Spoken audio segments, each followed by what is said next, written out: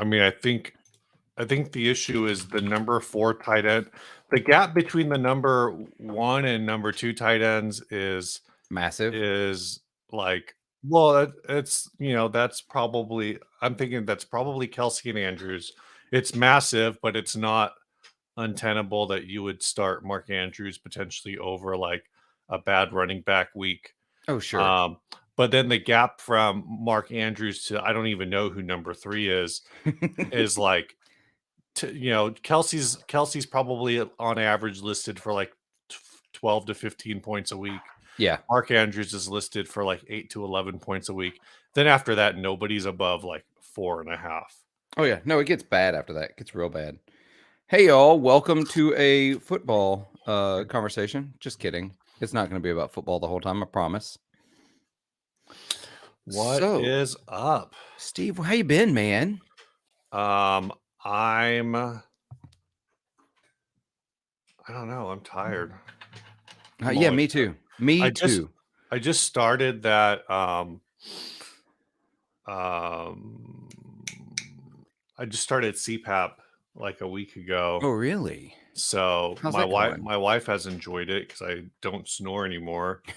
But I don't. Apparently it takes like a month. My camera's over here. Let me switch my Yeah. screen location. It takes like a month to potentially to like adjust to it. So yeah, I'm not there yet. Yeah. I'm still like tired, but Segue into Taylor. That could have been a way to do it. I don't feel like there's a lot to say. I mean, I'm just kind of.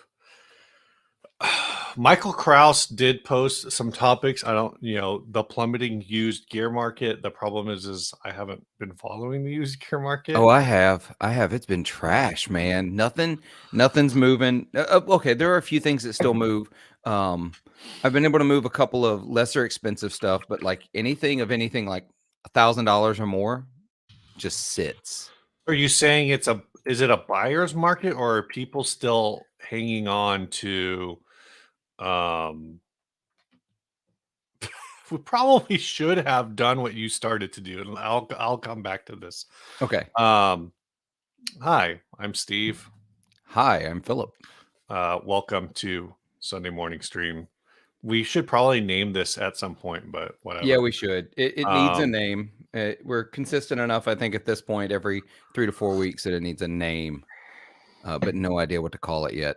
yeah. Does everyone else have buffering? I've got Ian says he's got buffering. Ralph has got buffering. My con my speed is usually pretty good. Yeah, I So don't see any buffering. I don't know if there's an issue on the StreamYard side. Maybe that would be causing it. Ooh, So I tell you what. So first of all, I'll cover this, y'all. I'm a little slow today because I got in about 3:30 from a gig this morning, and I have slept as best I could, and I'm holding on for dear life. So if you see me just chugging caffeine, that's what's going on. I'm trying to wake up. But I say here's a good one to start with. Let's start with Overnight Guitarist comment here about the market. Are lowball offers still shunned by the guitar market? I think that's a really good jumping off point because the market is down. Things are not selling. There's no such thing as a lowball offer. I think that's fair. I think I mean, my problem is, like I said, I just haven't been looking. I think we've gotten to a point where, and this is kind of a tough thing.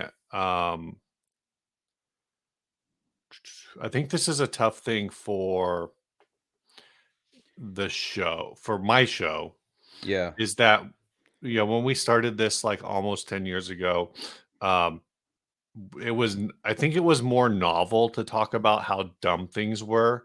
And we used to just kind of get a. Oh, Steve just vanished for me. Weird. All right. Well, we'll see if we can keep going. Let me know if y'all are still hearing me speak here.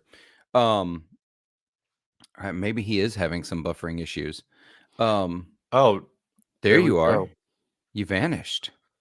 Weird. So people are saying the 60 cycle one won't load. Yeah, that Uh, is weird. I can check it, and then we'll oh, continue our conversation yeah, about. mine just cut out for a second. That's odd. Okay, so what I was saying is, I think, I think when we started 60 cycle hum, um, there was definitely a lot more allowable to just dunk on stuff because the prices were bad. Okay, that Um, tracks. I see. I you wasn't know, around for the early days of 60 cycle hum. Uh, I wasn't doing anything. I wasn't watching anything on YouTube, so yeah. I missed all those days. So But so then we definitely in, the last few years have transitioned more to like what's just the crazy stuff that people are trying to sell versus what is just a horrific price for somebody. I mean, I feel like early on we used to like every once in a while catch an ad that was just like Gibson by Epiphone. And yeah, maybe we would talk a little bit more about how that's intentionally or unintentionally kind of a predatory approach to sell. yeah, But that was just kind of a thing that was happening. Um, but yeah, I think now to go back to this, what Richard is saying is like try not to insult people, but you can always ignore or refuse an offer. So now you have this whole thing, I think, culturally, where when people grab a link or grab screenshots and say, "Look at this stupid offer this guy told me. I know what my," it's actually a joke in some groups whenever somebody yeah, says like, "I know what I got." yeah. It's a joke. But the reality is yeah, you can on Reverb. What does if somebody sends you a lowball offer? It takes you 5 seconds to just hit no and move on with your life. Now, Right. some people think that the lowball offer is the right way to enter into a haggle. Um, for some folks, it works. For other folks, again, it gets you. If you get the first, if you have $1,000 item that's worth 800 and someone offers 500, does that get rejected out of hand? Does that get a counter of 900? It really just depends on the person. So that's the risk you're taking. Right. Um, but I do think, if you can, especially local, if you're doing more local Facebook Marketplace kind of stuff, where maybe you have a little more feel for what what's going on, this is kind of gross, right? Like a gross way to think about it. But if your local manufacturing plant just laid off, half of its employees, and all of a sudden a bunch of guitars show up on Craigslist, you might be able to lowball your way into taking advantage of that situation. Now, whether or not you do, that's up to you. But Oh, sure.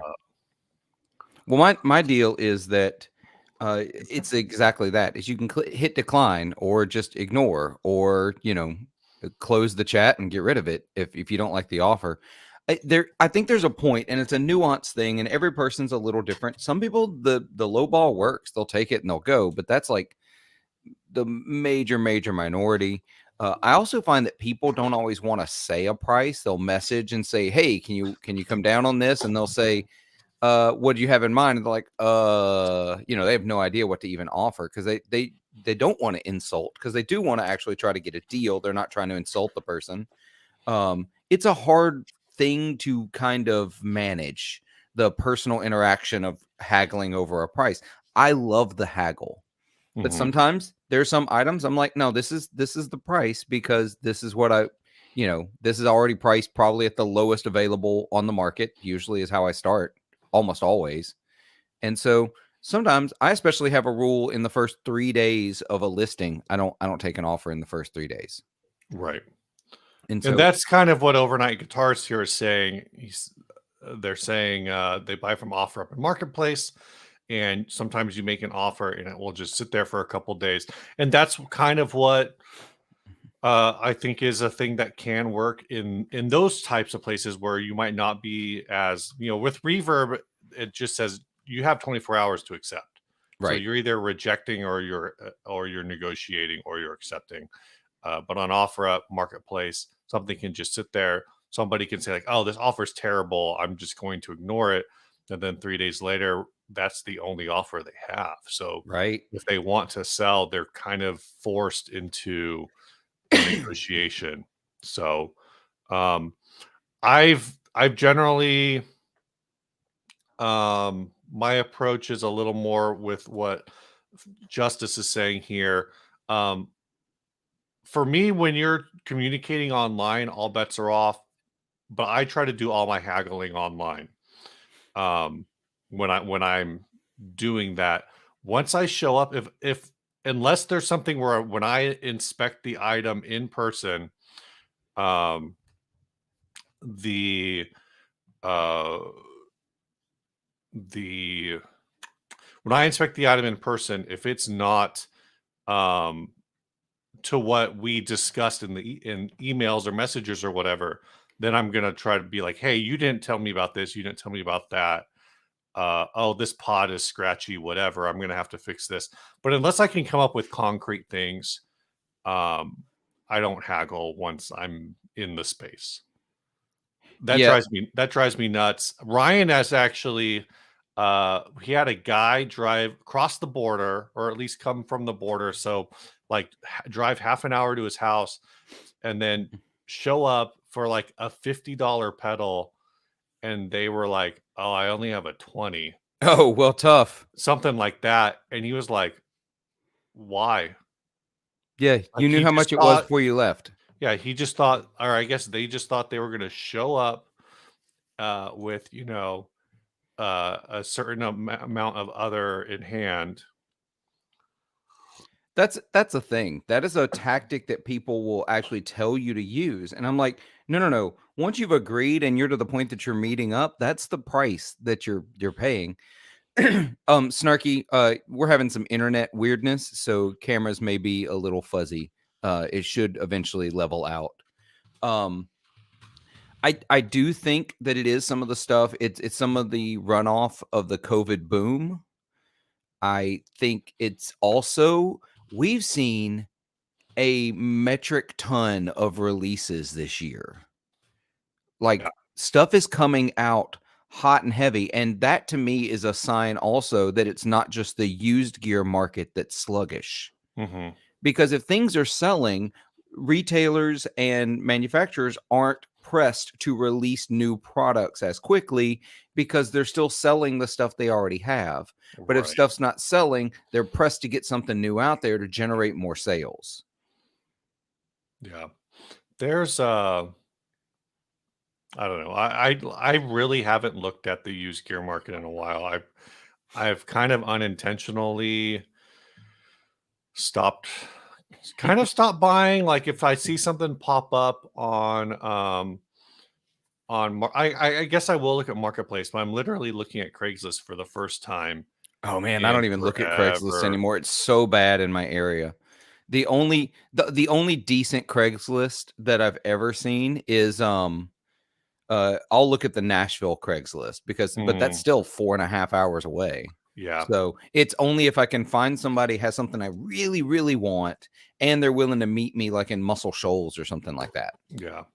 I mean, I guess the tough thing is like I have my oh, I'm sitting right in front of it. I've got my Les Paul, Uh-huh. and my guess is that the market on that has dropped. So I when I bought that, I think it was for 550. Mhm. Um, and I don't know what they're worth now. I don't know if I know for a while. I mean, I guess on Reverb right now, the cheapest one is still over $1,000. So somebody has one listed for 4 grand. That's kind of gross and also wrong, Yeah. No, absolutely. but at The least they're offering free shipping. the price on so I'm constantly looking at listings. So don't worry, Steve. I've got us covered here. I am I wake up and check like, okay, what's listed overnight on Reverb that's like dumb prices. You know what I Mhm. mean? Yeah. So I have a bunch of searches set up, and sometimes it's for things that I I don't actually want, but if they go for the right price, I'll grab it to flip it, that kind of Mhm. thing. Mhm. The massive flip only comes out every now and again. You got to Right. do quantity to make any real money with flipping now because you're the margins small with this, especially right now in this market. But everything has come down. Like you remember when like Gibson Les Paul standards were going used for almost the same as the new price? Yeah. They've come down 20, 30, 40% in some cases now. Oh, wow. Yeah, it's way down. I'm seeing Les Paul standards listed at $1,800 and $1,900 in like pristine condition. Let's see. My local, I've got a 60 standard for 19. Got a 2022 60s for 2K.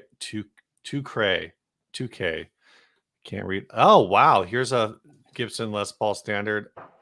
Is that a Les Paul? Did they ever do a Les Paul standard with zebras? They may have changed the pickups. Yeah, this one looks a little older. Um, yeah, this one's got some pitting on it. It is in one of the beach towns. Mm. The tailpiece and bridge are showing a little pitting. The strings are very rusted. Oh, sure. But all of that to say, $1,500. They're saying it's a Oof, 2012. Um, so I guess man. the deals are out there. I should send that.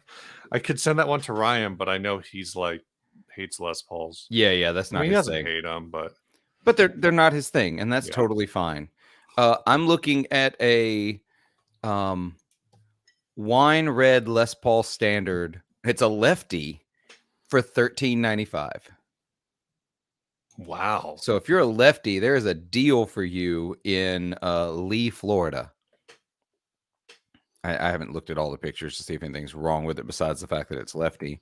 Not that there's any. Oh yeah, it's definitely worn. Like it's got issues on the headstock. Mm, It's definitely got a repaired neck. So I'm seeing pristine examples of older standards going for 1860. jeez. Yeah, I'm seeing some of the newer ones going for, where did that listing go? Um so the price is down on everything. So Right. the trick to lowballing is knowing certain things. I do this all the time on Reverb. I have Mhm. some things where I'm like, I would totally buy this for like the cheapest price available. It's been on there for like a year. I'll be like, I will actually open a calculator and calculate 64% of their asking price because that's what Reverb will Right. let go through. Yeah. And Yeah. also, I know if I hear someone saying, I'm going to go sell this to Guitar Center, I tell them I'll pay you exactly what Guitar Center will pay you. That's how basically so my first good bass, um my first great bass maybe was a so the first the this is the progression I had as a bass player. I started on a beat up Squier P bass. Wasn't mine. It was like the church's slash a friend of mine. It was one of these, P basses, as so many P basses do. The pick guard broke, so they were Yeah. like on the jack. So they actually replaced where the location where the jack was with like a Tupperware piece of Tupperware cut out or whatever. And that worked. And then so I had that, and then I got a mid late 90s Mexican standard jazz bass. And that was fine, but I actually always thought the pickups were a little muddy, so I ended up putting EMGs in it, and it sounded a lot better. I actually got that for really cheap. I got that bass and an amp, a big amp, for like $200, I think, or maybe 300 Oh for the whole man. thing. But then I happened to be in the guitar store that Ryan and I talk about a lot that doesn't exist anymore. Was Guitar Trader. Oh, what is It was Guitar kind of Trader? like it was one of the San Diego mom and pops, Okay. and we um we I was in there, and I happened to run into a guy who was the bass player for someone I knew, and had jumped in a couple times for just to like sub in on bass at my church. I was still playing guitar at church, and he was but this was before I switched to playing bass at church all the time. And he was selling a bass. He was selling a bass that I'd seen him play before. And I was talking to him. He's like, "Yeah, I'm trying to sell my bass um, because I want to get a bass pod, a Line 6 Oh, I had one of floor, those. the black bass pod XT. Right. You remember those? Yeah, I had one. I gigged it for a little Um, while. and I go, okay, man, because he was gonna go in the studio. He's like, I don't need this. I have another bass I'm gonna record with. I need an interface and all that so I can record bass direct. All right, whatever. So the shop was like, well, this is carbon fiber truss raw reinforced truss, da da da da da, like pinning down the era of this bass. Yeah. So, and they pulled out Blue Book and they walked them through the whole Yeah. process of like, well, this is what we could sell it for. So this is what we're willing to like risk to offer you. Basically, I think they offered him like $280. And I was like, dude, let me make a phone call. Yeah. And I ended up buying a Fender American Jazz V for $300. Oh my And gosh. I actually only paid $150 for it because we did it out of like this was when Ryan and I and one of our friends our first band together Mhm. and we had just bought a drum kit out of the band fund. So I was like, hey, can I borrow like 150 out of the band fund to get this bass and I'll pay the other 150. And then I think I ended up selling that bass for like 8 or 900. I don't Yeah. remember. Which But is a wild deal. yeah, While we're talking about deals, Fuzz Imp and somebody else earlier brought it up.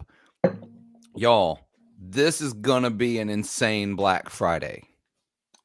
This is it. I'm calling it now. I've been calling it for months. The market is so down. People are going to go crazy to liquidate inventory before the end of the year. interesting. Have you actually heard anything coming through or Just some rumbles. But the fact that Fender already has these massive discounts right now, PRS has these massive discounts right now on the Silver Sky. yeah. The Noventa series is like heavily discounted. They're trying to get rid of those. The what else was marked down? Somebody mentioned them. They're marked down like the Aerodyne, which has never been a series of Mhm. Fenders I really liked. Um, I think don't I really like the current ones. yeah, I yeah. like the older ones. I think like the aesthetically, I just don't like the colors they picked for this Oh, set. gotcha. I think Black Friday is going to be big right into holiday sales because people are going to be looking to liquidate inventory before they have to pay the taxes on their inventory. Mhm. So, because stuff just has not been moving the way it did in the last 2.5 years. So, they're going to have a lot of trouble. I mean, it's the same thing. You and I both bought a base last year for like $250 Yeah. shipped to our door, you know? Yeah, So, Scientific Uppercut. Fender just had an awesome 20% off deal. The Rascals are still, I think, 20% off. I think they may have some other stuff that's real 20% off. tempting to buy another Rascal. I don't I'm need a kind of second in one. I mean, you and I had this conversation in another group one. I just sold a base. I have 3 bases right now. I don't need another base. But if they end up putting all of the colors on sale, the green one's gonna get real tempting. I don't think I Yeah, could justify spending. I think it's like what 395 right now. I don't know. I think I'd have to see it under 300 to for it to like be a must buy. But I think the green one is the go. Like the Yeah, green one's just too it's the pretty. best one. As much as I like the shell pink one, the black one looks pretty good. The green just looks fantastic. Yeah. It's the heaviest guitar I own, though. I've officially proven that. I've weighed all my guitars, Oh, really? and it is the heaviest guitar I own. It's like 9 pounds 4 ounces, something like that. Mm-hmm. So, um, but be looking, y'all. It's coming. And Fuzzimp says he may release his Black Friday deal early. Not a bad plan. Not beat Yeah. people to the punch because I think it's going to be a big year this year. So if you have been thinking about buying anything, absolutely wait. Also, Overnight Guitarist mentions the Guitar Center in Vegas. Every Guitar Center I've been to for the last 3 months, and I've traveled a bunch, has Mhm. been the used cases have been packed, just absolutely full. And that's Right. even in my Jackson, Mississippi Guitar Center that rarely has more than, I don't know, four. I hate that the camera does this thumbs up thing. Now I need to figure out why it does this. A little bubble pops up when I do a thumbs up to it's weird. Um You've got I hand gestures turned on. what's that? You've Oh, is got that a some thing? kinda I must be. And it's got to be my camera because it's done it on multiple platforms. Um so but the used case at the Jackson, Mississippi Guitar Center usually has like 5, 6 used pedals. Last time I went in Mhm. there, they had, I don't know, 15, 20.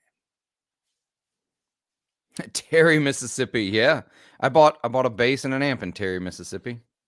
Uh but I've never even heard of Terry, oh, Mississippi. it's outside of Jackson. It's one of those tiny towns right outside of Jackson, Mississippi. Basically only people only ever know of Jackson and maybe Biloxi because they've heard someone on TV mispronounce it Biloxi.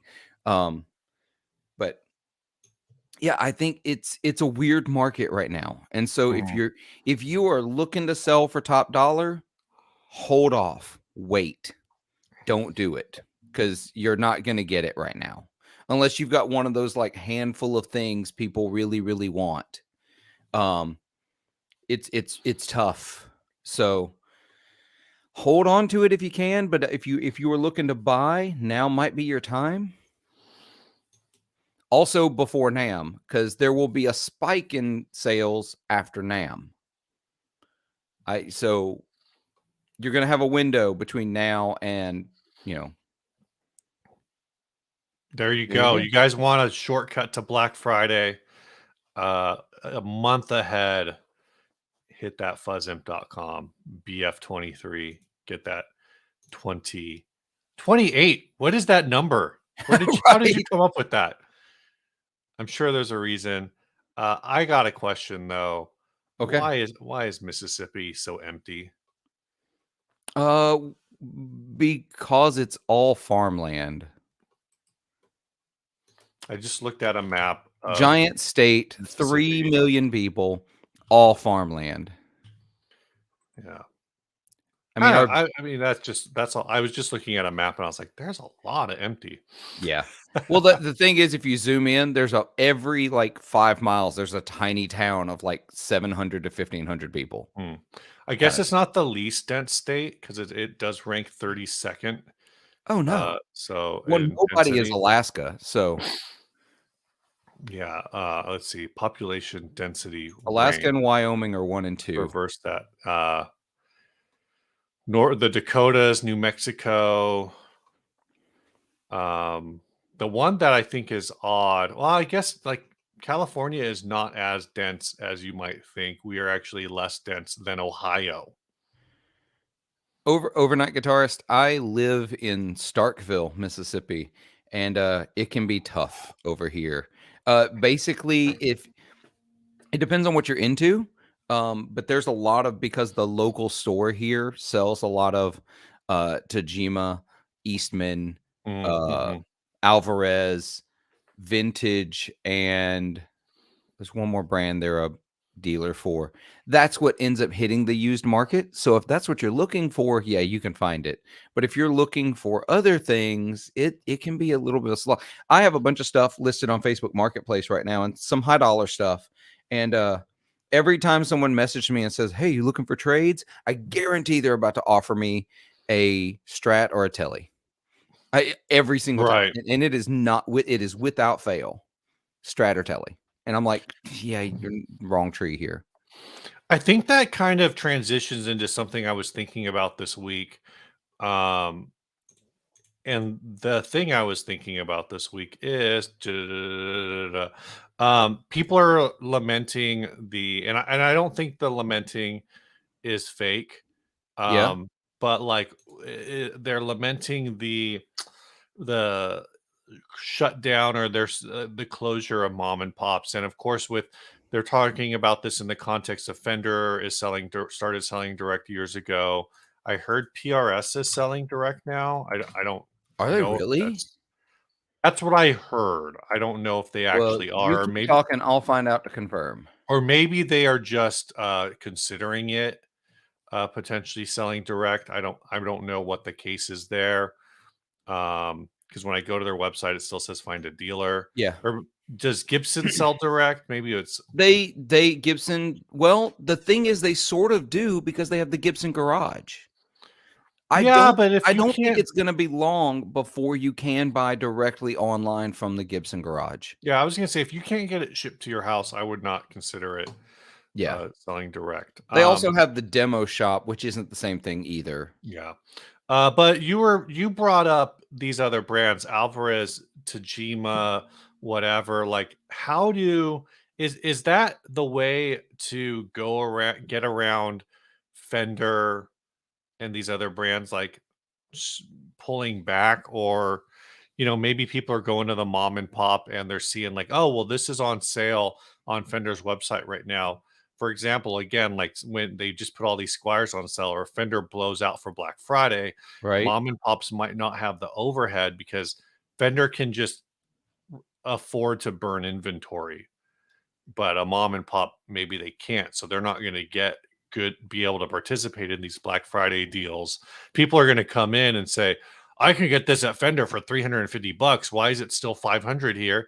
They're just going to be like, we don't have, we can't, we got to pay for this roof basically, Right, exactly. um so I guess where I'm going is like, are these other brands, if you I'm trying to figure out how to phrase this, because obviously, like, if you can't put Fender, Gibson, PRS, something, Ibanez in your window, um, it's hard to get people in the door, I think. Yeah.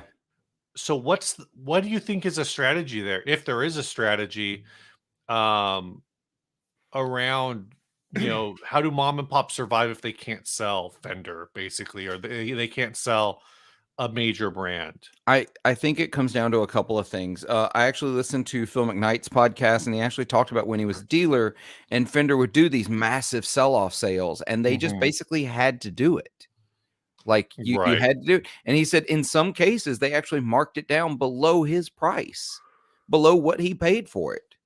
So he's gonna have to take a loss to sell this instrument to get rid of the inventory because Fender has decided that this is now the price for the sale price. Mhm. I think the trick is it all depends on where you are. You gotta know where you are. For example, my local store knows that we're in a town full of college students buying maybe their second guitar, maybe their first guitar they've ever paid for on their own.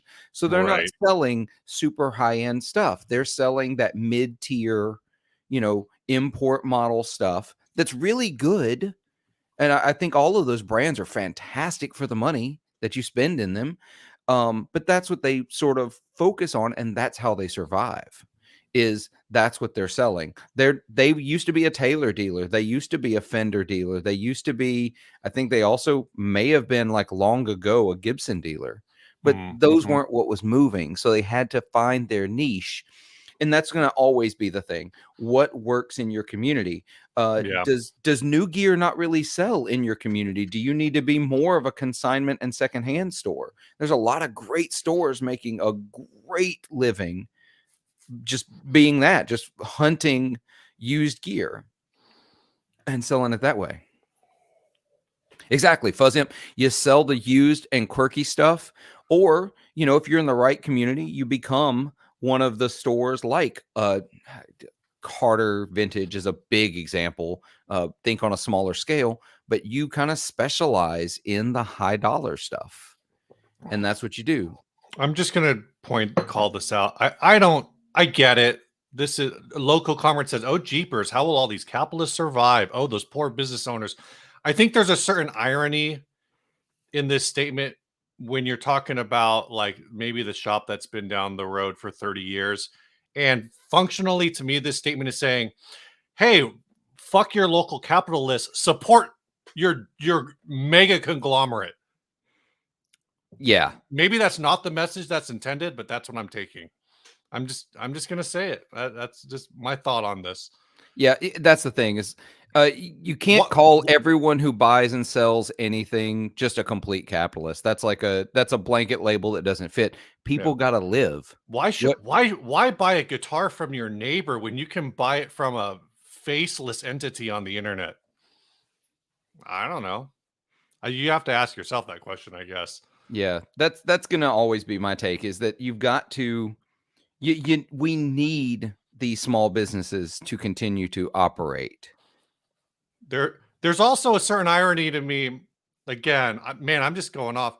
I get it. Like, there's no ethical consumption under capitalism, but you're watching this on a fucking Alphabet product.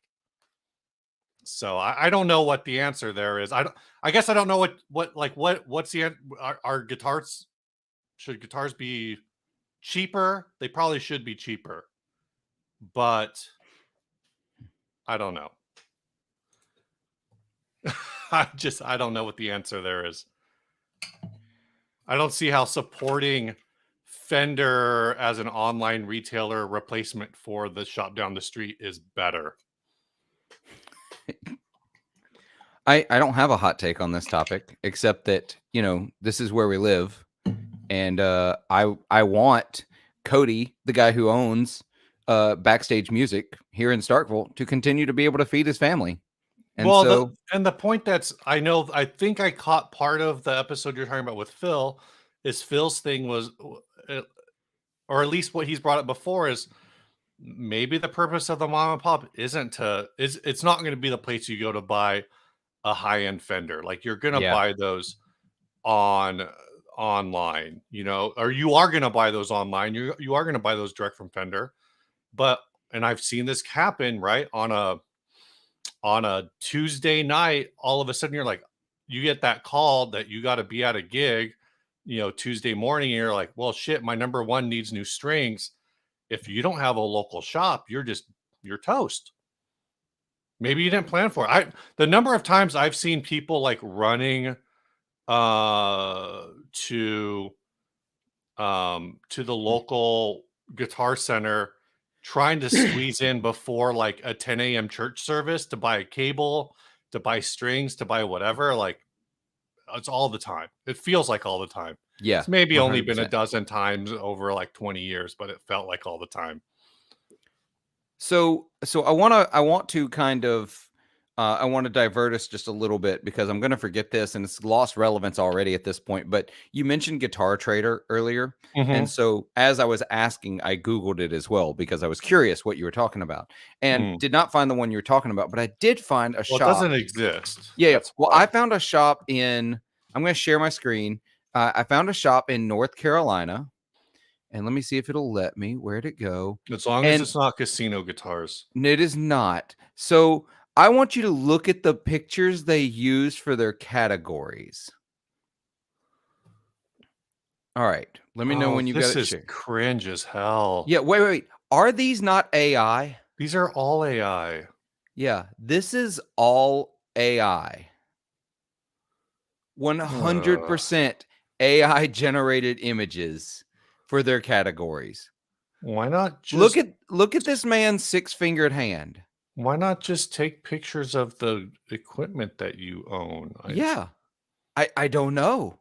These are all like, look at this, looks like something y'all would talk about on the show. Yeah. Well, we would probably dunk it on the show, but Oh, yeah. absolutely But is would. that like a semi hollow with a Floyd Rose? I it's don't know. It's something. Like, It's definitely something. what are all It those extra wires? it looks like a steampunk vibe. Look at all this other gear. It looks like steampunk vibes. Yeah. I will agree with, I do want to pull this last comment up. I do agree with this. I do think a lot of mom and pops, if they thought that they had the business acumen to do it, would probably, Walmart originally was also a mom and pop if you go That's back true. far enough. So,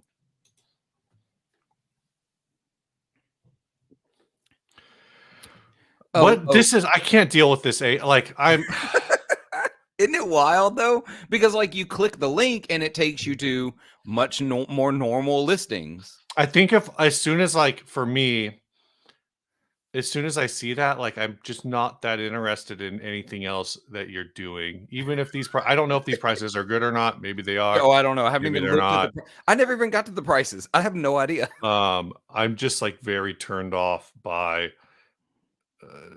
It's like you're trying to be modern. It's it's a Jurassic Park problem. You're So preoccupied with whether or not you could, you never stopped to think whether or not you should. exactly. Yeah. Yeah. No, it's so cringy. And like I'm someone who actually appreciates AI in a lot of spaces. I know that's controversial, but just no. Take actual good pictures of the gear you actually sell. Mhm. And this is looks like a purely consignment used shop Yeah. too, which is Yeah. on, which is even like, I don't know, you've got some interesting things here. Like, you've got some, I mean, I guess that's part of the issue is if you always have a rotating stock, your pictures are just going to be pictures. But I How do you feel about a shop that keeps a sold gallery? Like they keep listings that they've sold. This is their sold um gallery. I think maybe you have to, I don't really know what the purpose of a sold gallery is. I guess maybe the purpose is that to give people like, oh, I have, like, if you're browsing and you go, oh, I have one of those, maybe I should sell it to them or I whatever. guess maybe. Especially if they do things as consignment, then you're actually, showing pictures of things that people successfully sold through them in the past. Um, Oh man, check out these vintage drum machines though. Dude. Okay, that is that in pro audio? yeah, Pro Is in Audio pro and audio. Synthesis. Um, none of these all are these things that people want. These I don't know. Elises. I just love 80s drum machine tech because it was so bad, Mm. but it's been made good. I don't know. I don't know how to make that work, but it does. I don't know. It's real tempting. Like this RX-21 for $60. That's almost worth taking a punt on. I started looking at something yesterday. I'm Here, I'll gonna stop sharing this. I'm We'll gonna go back to. I'm gonna show this. Unfortunately, we determined that they're more of a cream beige color than what I thought they were, which was yellow. But my wife and I were watching something yesterday and saw this. Scientific uppercut. I have definitely owned bad Squiers, but the current Squiers are not bad. They're very, very good. There you I go. have a couple This at this point. this is a Baldwin Discoverer. I don't know what it sounds like. I just think it looks cool. Yeah, I But want it part of now. but part of what I thought made it look cool is that the so Haley Williams plays one of these in her tiny desk at home. Okay. And because of the lighting in that room, it looks bright yellow. I need to watch it one more time because I'm still not convinced it's not a refinish. But because I don't remember being able to see any of the labels, but it would also be kind of insane if they refinished it and did not replace the labels because there's so many little buttons and things. Yeah. I don't know what it does besides, I mean, she plays it in the tiny desk, but So, yeah, you've obviously heard it. yeah, but it's like I've heard it one time, and they are like $600. Yeah. It So sorta I'm not reminded gonna me of buy this one anytime soon. it reminded me of this vibe that I saw for the first time on, Facebook in, like, one of the weird ads they give you, Mhm. and, but, I had to look it up to see if they were real. I think that's the coolest looking Rhodes piano I've ever seen, and Interesting. I want one so bad, What just i based on what it looks like. what is this? It's a student model from the '60s. Huh. So, what I think it is, because I went when I was in college for music, and I took a group piano class as part of my major. Mhm. They have these pianos, these keyboards in this room, 16 keyboards, and then there's a professor's keyboard, and it's attached to like a light up screen. Of course, because I went to a small college, we had an old version. and it would Right. light up what they were doing, but they could also hit buttons and hear you play in their headphones, and they could talk back to you through their headphones. So if you check out that headphone set, my guess is this thing would tie into one of those kinds of systems, but from the 60s, Hmm. and so you teach piano that way. That's Um, that's wild. yeah, there were a lot of student models of Rhodes and Wurlitzers, but I want this one real bad. I'm not probably not willing to pay how much one would cost me because I don't know. I've not checked prices. Um, and also just hunting one that I could go get because nobody's shipping that. Hmm. So I want one real bad. So if anybody knows where one is close to Mississippi, let me know. This is a Fender Rhodes 73 student model. Oh, that's what.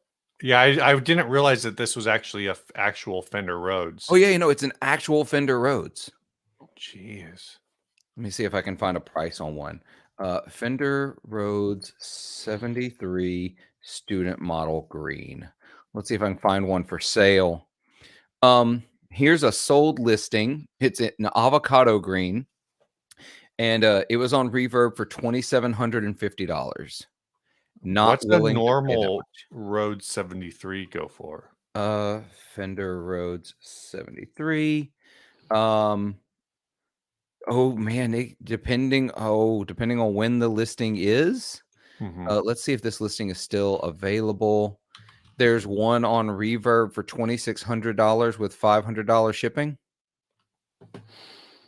So, of course, that's in Hawaii. So, yeah, Right. shipping is going to be outrageous. They go up from there. A lot of them are local pickup only.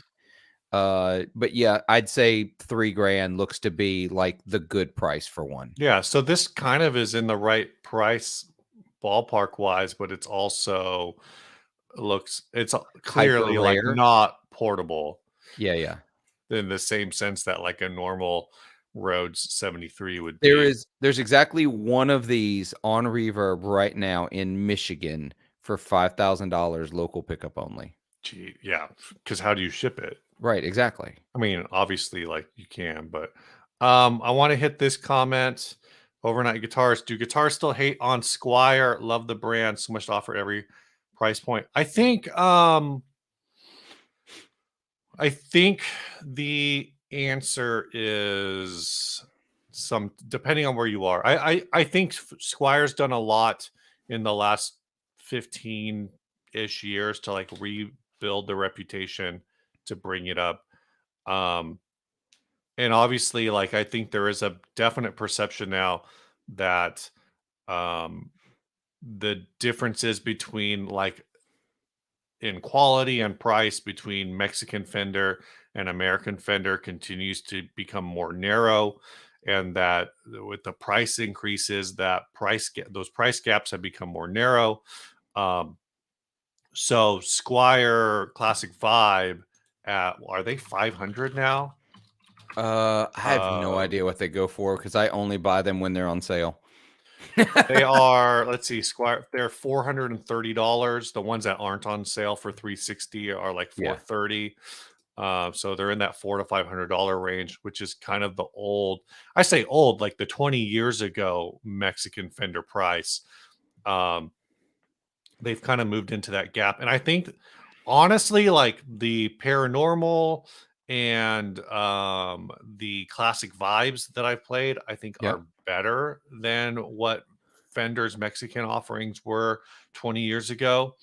Um, but I think a lot of people still hate on Squire because their experience with them are 90s, early 2000s bullet models, 90s, early 2000s affinity models, things like that, and not proper, like they're not modern. And so, it's the same thing of the people who it's functionally the same thing as the people who are like, "Oh, Gibson sucks. I had a 1974, blah blah blah." And it's like people are like, and it weighed 13 pounds, and I'll never play another Gibson. It's like, manufacturing methods change, over 50 years.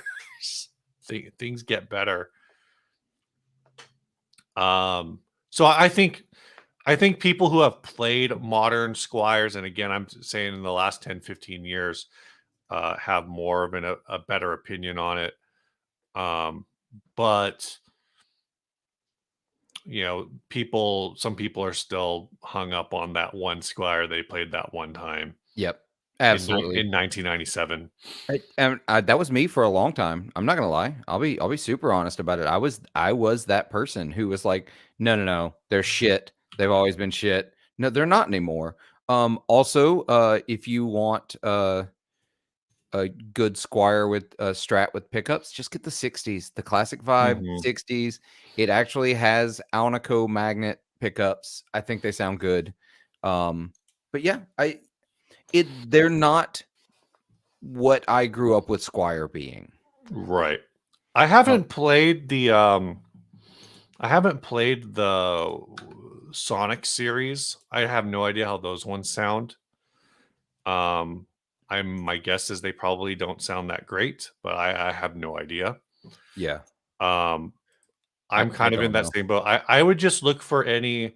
I know back in the day, um, I would not play anything lower than a standard Squire. And if I was just looking for something where I would not feel like the need to upgrade right away, I would Mhm. say the standard series. The standard series, of course, doesn't exist anymore. Um, I think everything below affinity and below is still ceramic. So I would kind of just be looking at, like you said, like models that start with that have Alnico pickups. I think once you're looking at Alnico pickups, you're looking at something that's had a little more thought put into it, and that's probably right now the classic vibes. Yeah.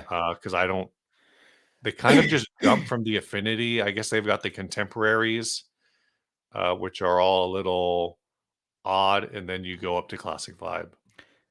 Yeah, for me, it's for if you're I'm looking at Squire just because of who I am, I'm looking at the classic vibes because 'cause I'm a boomer. I get it. That's my taste. I know that. You see all this sunburst behind me? I know who I am. But also I'm looking at the paranormal series stuff because it's always interesting, and if you actually care about money, if that's a thing, you care about resale value, when those get discontinued years down the line, they almost always go up. So, Yeah. Oh yeah. man, No one's buying anything right now. Ryan wants to know what's up. I don't know. I don't know. Nothing much. We're just complaining. We're out here trying to break capitalism. That's what we're doing. Or capitalism, depending on your perspective. Yeah, yeah. No, we're actually pushing capitalism. It's fine. Uh, so Steve, what else you got? What you thinking about? What's going on? I need to mow the yard today. Oh God, why?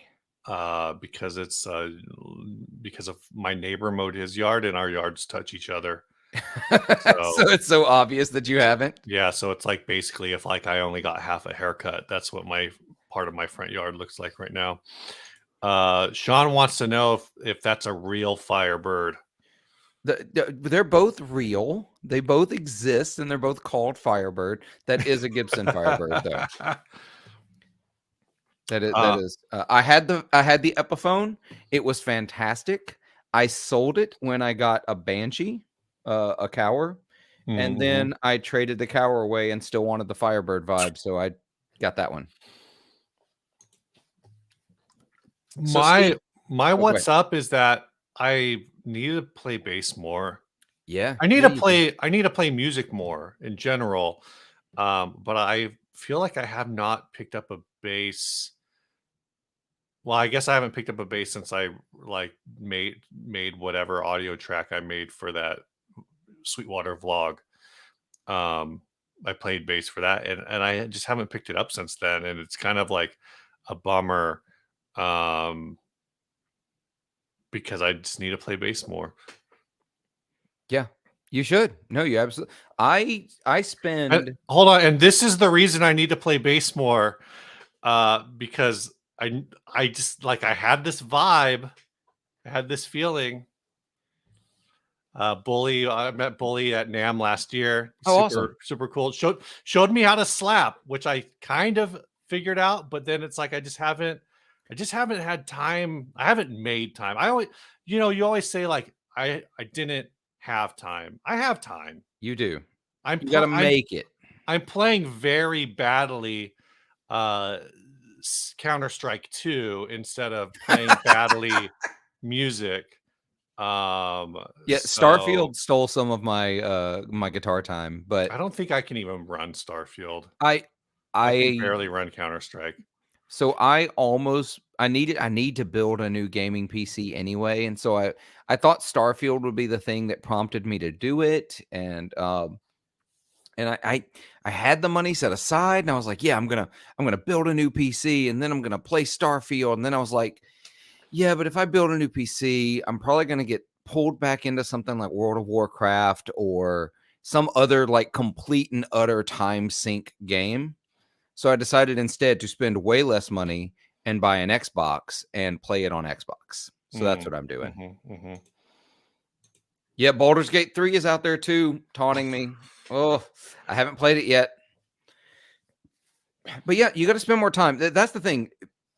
We have time. Everyone does have time. You've just got to make it.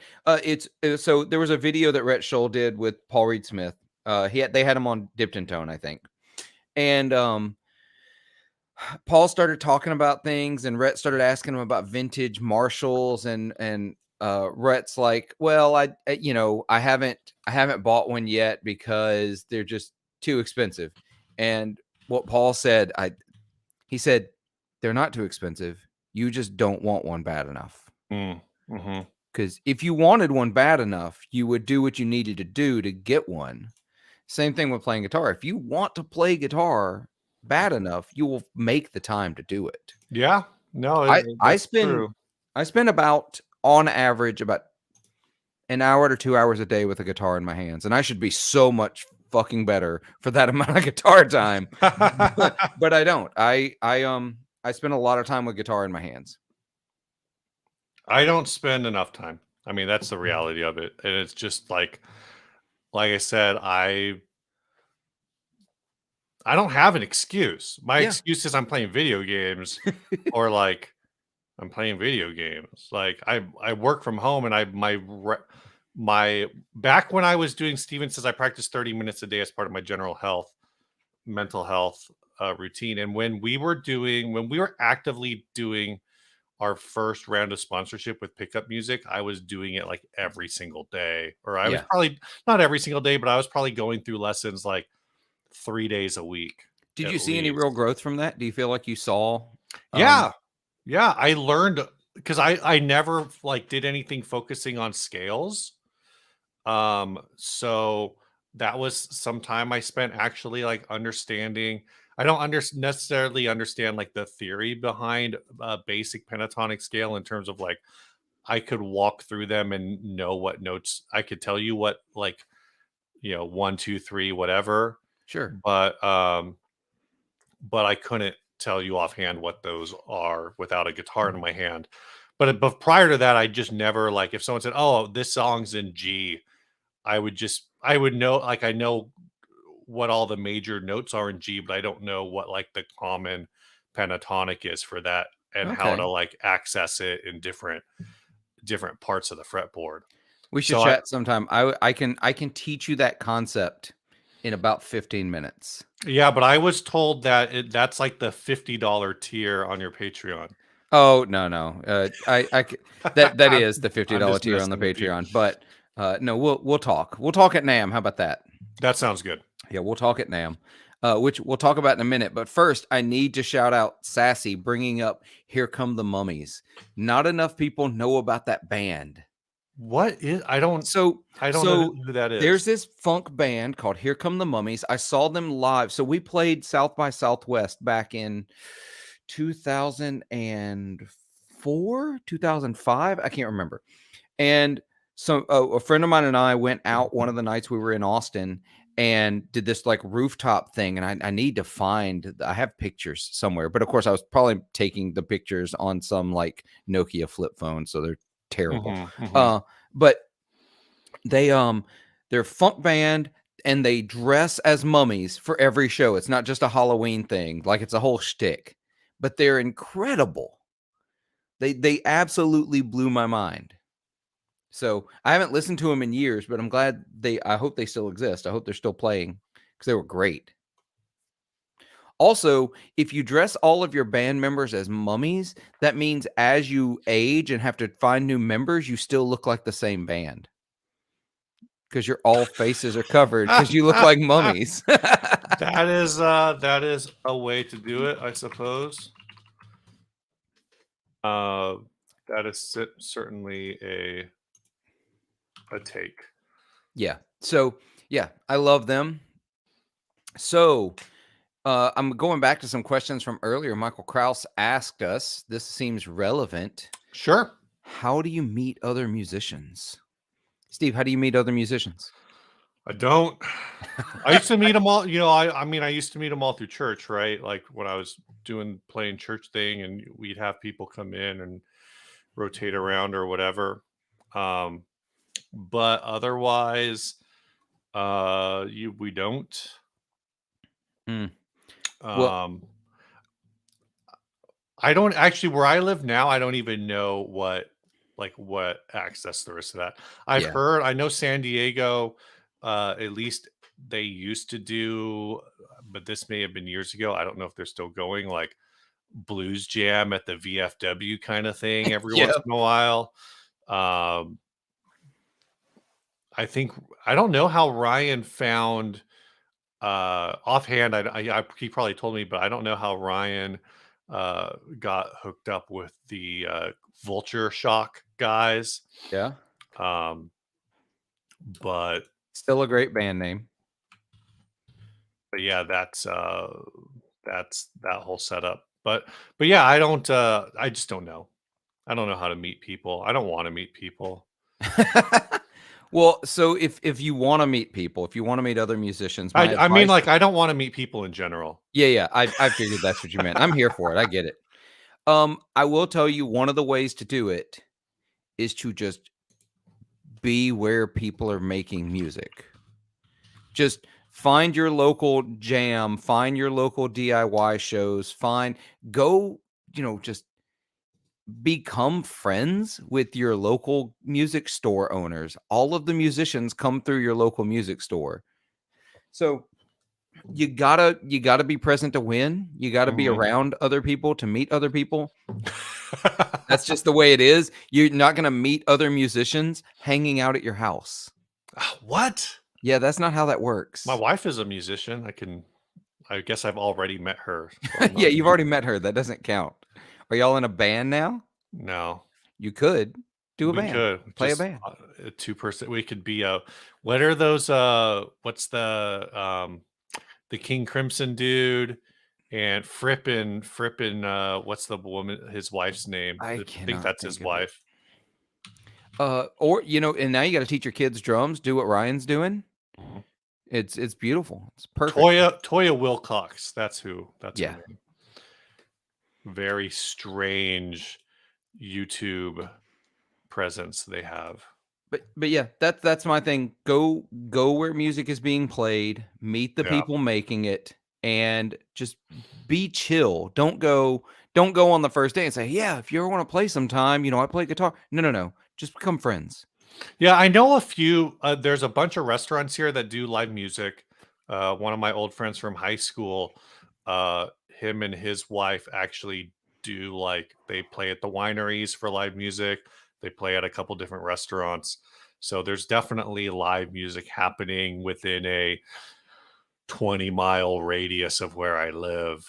Yeah. Um, I actually found out my next door neighbor actually plays guitar. He plays styles that I'm not really into, but um we became friends talking about guitar because he saw guitars getting delivered to my house. mhm. Like nothing looks like guitar boxes don't look like anything else. Yeah, So that's kind of a little terrifying though. yeah, yeah. But he's a cool guy. I like him a lot. But he's big like Eddie Van Halen, that kind of stuff, and Yeah, I'm so yeah. not. Um, yeah. I don't meet buskers and Wheaties. Michael Kraus had another question. I don't remember. NAMM predictions. Oh, I don't know. I keep hearing a rumor. All right, NAMM predictions. The prediction is I'm going to be there. Yep, that's my I can prediction. predict that. Uh, Otherwise, there is a rumor, and I don't know if this is because of timing, if somebody knows something and said something, but there's a rumor that the newest, Helix 2 will Oh be no, announced. that was me hoping. That was me That's a hoping. hope. I That feel was like me that's a hope. hoping. But now with HX1 just coming out, that hope's shot. It's done. Really, you think so? You think I that? do not think they would release HX1 and then whatever the follow-up flagship is 3 months later. I think now we're looking at the soonest. They might not wait for a NAMM, but a new flagship model feels like a NAMM release. So Mhm. I feel like now we're looking at 2025 as at the soonest. I'm confused. Ryan says, "Is that a '90s Duosonic?" Do you have a Duosonic? I don't. Do you I have a don't have it. Duosonic? I do not have a Duosonic. Oh, I did see earlier, Kyle asked what year is the Firebird. I think it's a 2018, 2017, something like that. Kyle wants to know. It's post 2015. Kyle wants to know if he can go to NAM with me, but I think I'm all full up. Yeah, So, it's full. um, but yeah, it's as far as predictions go, I actually saw this. I don't know if this is a thing that people would be interested in, but maybe they will. That I looked at the wrong year. Um, Here we go. Uh, I'm now stealing a bit for the first time ever. That's not true. I've definitely stolen bits before. But I was watching Steve from Boston last night, and this is what he was doing, much faster than my Oh, computer will whoa. load. But this is the 2024 NAM map. And so you can kind of get some ideas. Of course, Yeah. these edges here, maybe they'll be filled in, maybe they won't. Yeah, they're on hold. Ryan, I've not Uh, heard anything about a summer NAMM. I really hope there is, only because it's closer and I love Nashville. But but you can kind of see some of the brands we're looking at coming back. Third Man's mhm. this looks like kind of the pedals area, I guess. You've Yeah, got look at the size of the Mythos. Neural booth. Neural takes up a lot of space Woo. because they usually have a performance stage. Okay. They do a performance stage, of course. So does XVive. New X here will do a performance space, but this is a lot of your pedal and smaller builder like D'Angelico and Eventide back to back. This Ernie Ball space is not real. This is it's real, but this is like offices. Okay. So this is not their booth space. Minerick, for whatever reason, always sets up next to the bathrooms. I think they think that's a good strategy, but to me, it just means I associate their guitars with trying to figure out whether or not I want to drop a deuce. Um, So I love that Bare Knuckles has a bigger booth than Dunlop. Is that Dunlop? I don't have my yeah, glasses on. Dunlop. Now I don't know if Dunlop is MXR might be somewhere else. Okay, that would track. I'm not. I don't know. I'm not gonna go. You can search for things. I'm just kind of floating around. Yeah. But Quilter, what is missing from this? That's Balaguer will be back, and they're right across from Legator, which will be interesting. I know Valiant guitars will be back. Some of these brands are brands that like you don't necessarily know who they are. Like Yeah. I think OMG Music there down there um, owns a bunch of people, but I don't remember who all they own. Let's see if I can find that. So this OMG D'Andrea Music is also Roto Sound. It's just a bunch of different kinds of products. Roto Sound, D'Andrea Locket Straps, Guitar Straps USA, Yeah. Rock Slide. Oh, that's the Rock Slide booth. Okay, that makes sense. Okay. Ormsby will be back. Hoshino is just this big Japanese brand. This is the actual Ernie Ball booth here. Right? I see Builder it. Showcase is typically where like uh wait, Builder Showcase. I don't know what this is. This is different than the boutique Yeah, that's different. That's because the I one. know you were thinking that's where like Cower Down and here, Boutique Guitar Showcase will have Cower, probably. Yeah, he's on here. Mayona's, Diego Vila, Dingwall, just a lot of like very high end. Strandberg is in here. Sometimes Strandberg is both in here and at their own booth. I don't know what they're doing oh, this year. builder showcase looks like actual like tools for builders Right. and that kind of Eminence, thing. um, Tesla pickups, so some things like that. The thing that Martin's got a big booth, the spot that like, and then once you get there, like this is all the drums, the drum nightmare. Um, Let me see if I can find the So whole alternating floors. is Here we go, on level 2. hold their de facto thing they say when they haven't sold a booth? Because this is an awful lot of on hold. My guess is that means they haven't sold the booth. But all of this on hold that's like in edge spaces, they usually get filled in with like very small, like Yeah. like if like if Rocket Music were to have a booth, it would probably end up being like one of these on hold booths. Yeah. Well, actually, I'm seeing up in the upper left, there are some booths that say available. Yeah. 3141, some along the wall. There's a bunch in the innovator showcase. Is nobody innovating in guitar? I don't know what the Innovator Showcase is. I'm looking at the brands in here, and oh, Eminent Technology is moving to the guitar space. That's cool. Eminent Okay. Technology is the brand that we talked about as like a weird, don't know what this product exactly is. The ultra light speaker cabinet, where it's not a speaker, it's like a giant transducer that Oh, operates as a speaker. So it's like a 20 pound, and it looks like a cabinet. It'd be really good for like housing use. It sounded great with the way they had their guitar set up through it. But this is a better location for them because last year they were in like this innovator showcase. There wasn't really one for guitar. It uh-huh. was so they were over in like one of these, like, I don't know, they were next to the sandwiches. We ran into them on accident.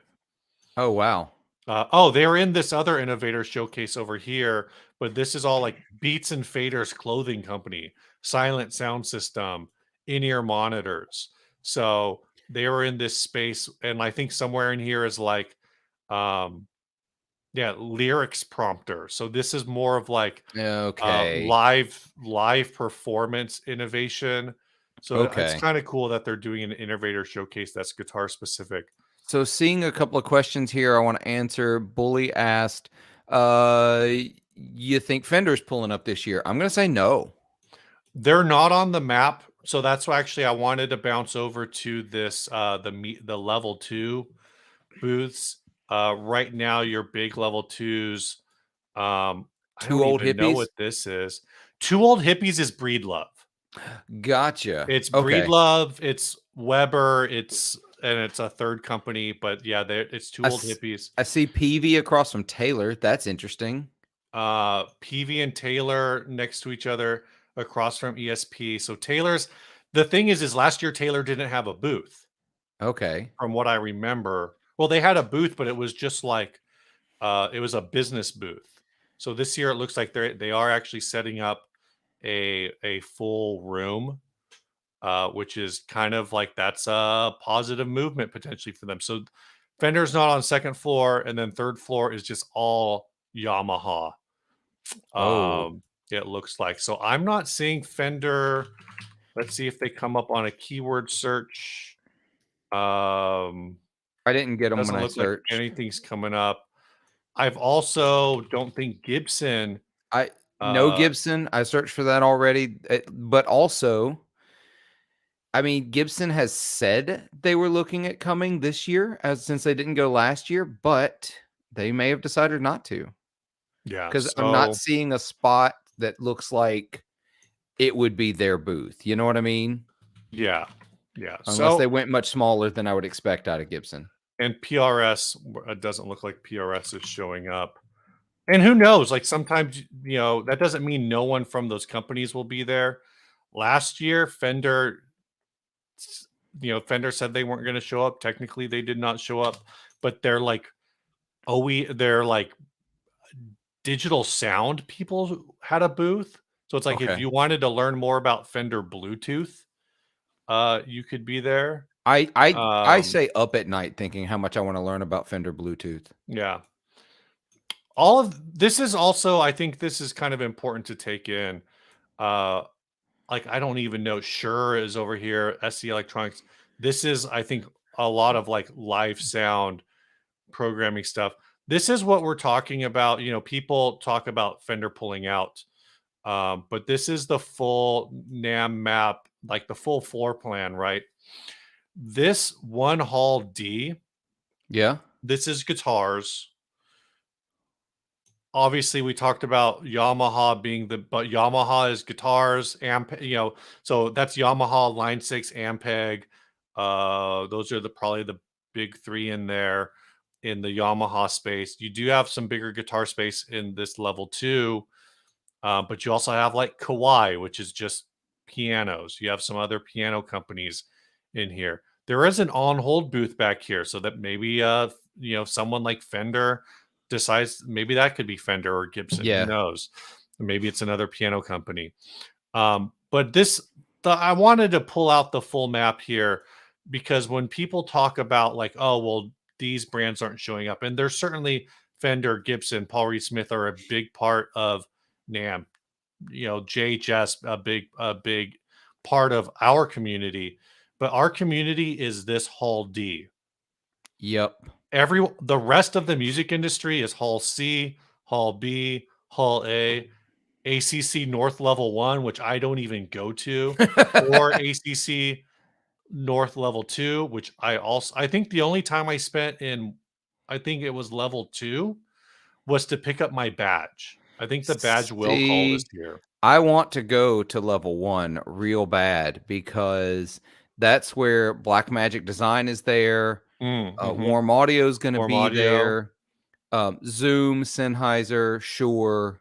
Like Yeah, so there's yeah. probably like there's more things now that there's more live streaming and YouTube involved. We probably should Ryan and I probably should spend a little time Uh-huh.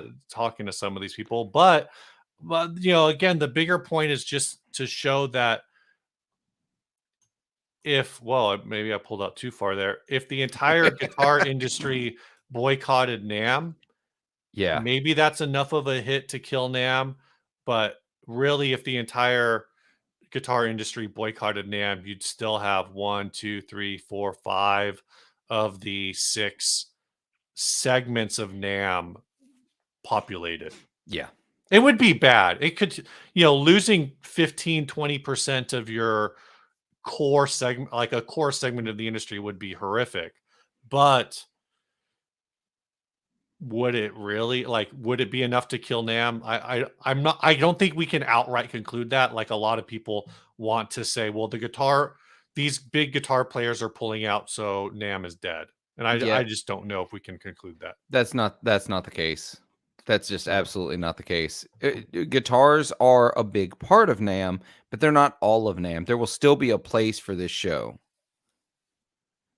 Yeah. But it'll be interesting. It'll be my first California NAMM, so I'm excited to see Disney. It'll be great. Yeah. So is that your game? Is you're showing up early? You're going to do Disney before? I think so. I think that's what we're looking at. My wife and I were going to fly out early. We're going to do some touristy stuff because she's Mhm. never been to California. I've been. I've done the LA, Anaheim, Southern California thing when we played shows there back in like Yeah. '05. We did like 2 weeks in Los Angeles and got to travel a bunch around the area. But she's never been, so we're definitely going to do super touristy, like all the things. I've got to go to the Guitar Center there on Sunset Strip because Mhm. they've got the best vintage room. Not that I can afford anything there, Yeah. but I want to go. But yeah, David Ross says this NAMM map reminds me of Dante's Circles of Hell. He's right. Yeah, He's he is. 100% He's right. 100% right. It takes usually when I go, I spend my first day or at least half of my first day there just trying to figure out where the hell everything is and kind of map out. So I'll get there on a Thursday, probably Thursday a little bit after Mhm. lunchtime. Um, my guess is I'm getting a haircut on Thursday. So so I will probably go get my haircut and then show up in the afternoon just in time to pick up a badge and like spend maybe an hour or two on the floor and kind of do some orientation. But yeah, it's kind of gnarly out the gate there. So Yeah, it'll be interesting. I'm booked to be there in Anaheim for a week. Went ahead and just took the whole week. yeah. Fly on a Monday, leave on the next Monday. Also, yeah, this comment, I'm so here for it. I wish Fender would do this. Like, yeah, just don't even show off your Fender stuff. Just have a Squier booth. Yeah, I think it would be great. I don't know about the tricked out 80s Trans Am part of No, that, that's the but part I want. That's that's the that's the part you part that's got to want. happen. You want to keep the door closed. You're just gonna jump in through the T-top. I want a surf green Trans Am that does like the lights in the front, like Kit from Knight Rider. Yeah. Yeah. Ryan has been living in the past, Oh apparently, man, which I damn Ryan. suspected based on the things he was commenting on. I think Snarky might also be in the past with Ryan, but I'm not sure. Yeah, I can't be certain. I can't keep up with everybody. So yeah, that's where we are. But yeah, I think I don't know prediction wise. I think the turnout I've been hearing it was last year was bigger than the year before, but I don't think it was as um as bigger as I thought it was. So I think I heard it went from um like 40K to 50K or something between 2022 and 2023. Yeah. But Well, I think, you know, 2024 being back in January will help with some of that. I will, but I think there might be a lot of people who are like, we just did this in April. That's true. And I think that's a tough spot. Also, Um, I think, but also I think April. The takeaway I got was a lot of people being far more positive about NAMM than I had heard previously, and yeah, so I don't know. It'll be really interesting to see what this map looks like in late December, early January, as people are solidifying whether or not they're going, and some of these booths that are on hold or available start getting filled. So we'll see. There's still a lot of big booths. You know, the 20 by, I'm assuming this is a 20 by 20 block that I'm looking at. They're still open. So there's still a lot of room for some people to get there. Um, we'll see. yeah. I'm excited about it regardless. Any excuse to travel and get to California is going to be fun and hang out with folks. That's my biggest thing. Just hang out with folks. I love that they've got over by the pedal section. They have a 10 by 10 demo room. I don't know what that demo room is for. They have one. If that is what if that is what it says on the 10, it's a 10 by 10 demo room. So what that It's the room only one I've seen. so what that room might be is that might actually be if Delicious Audio is filming again, they might be taking up that room to Okay. do all their filming Because Delicious Audio is close. They're nearby. for their 65 I don't want to you know I like what Delicious Audio does for NAMM in terms of like they rent out this you know 20 by 20 or whatever box and they uh they Invite get people to they be part of it. Yeah. yeah they invite a lot of small builders, so that's how I think a lot of small builders, my guess is that that booth probably runs like 20K, but it probably costs each one of those builders like $1,000 to present, Yeah. which is significantly cheaper than doing a full booth. um but it's a whole thing. So, um, I like what they do, but if you follow their YouTube Uh-huh. page during NAMM or right after NAMM, all of a sudden it's just like a ton of videos that are all produced at NAMM, and um, it's overwhelming to your feed. But I'm sure it's. I mean, I think it's a good landing for like for the Delicious Audio sales page.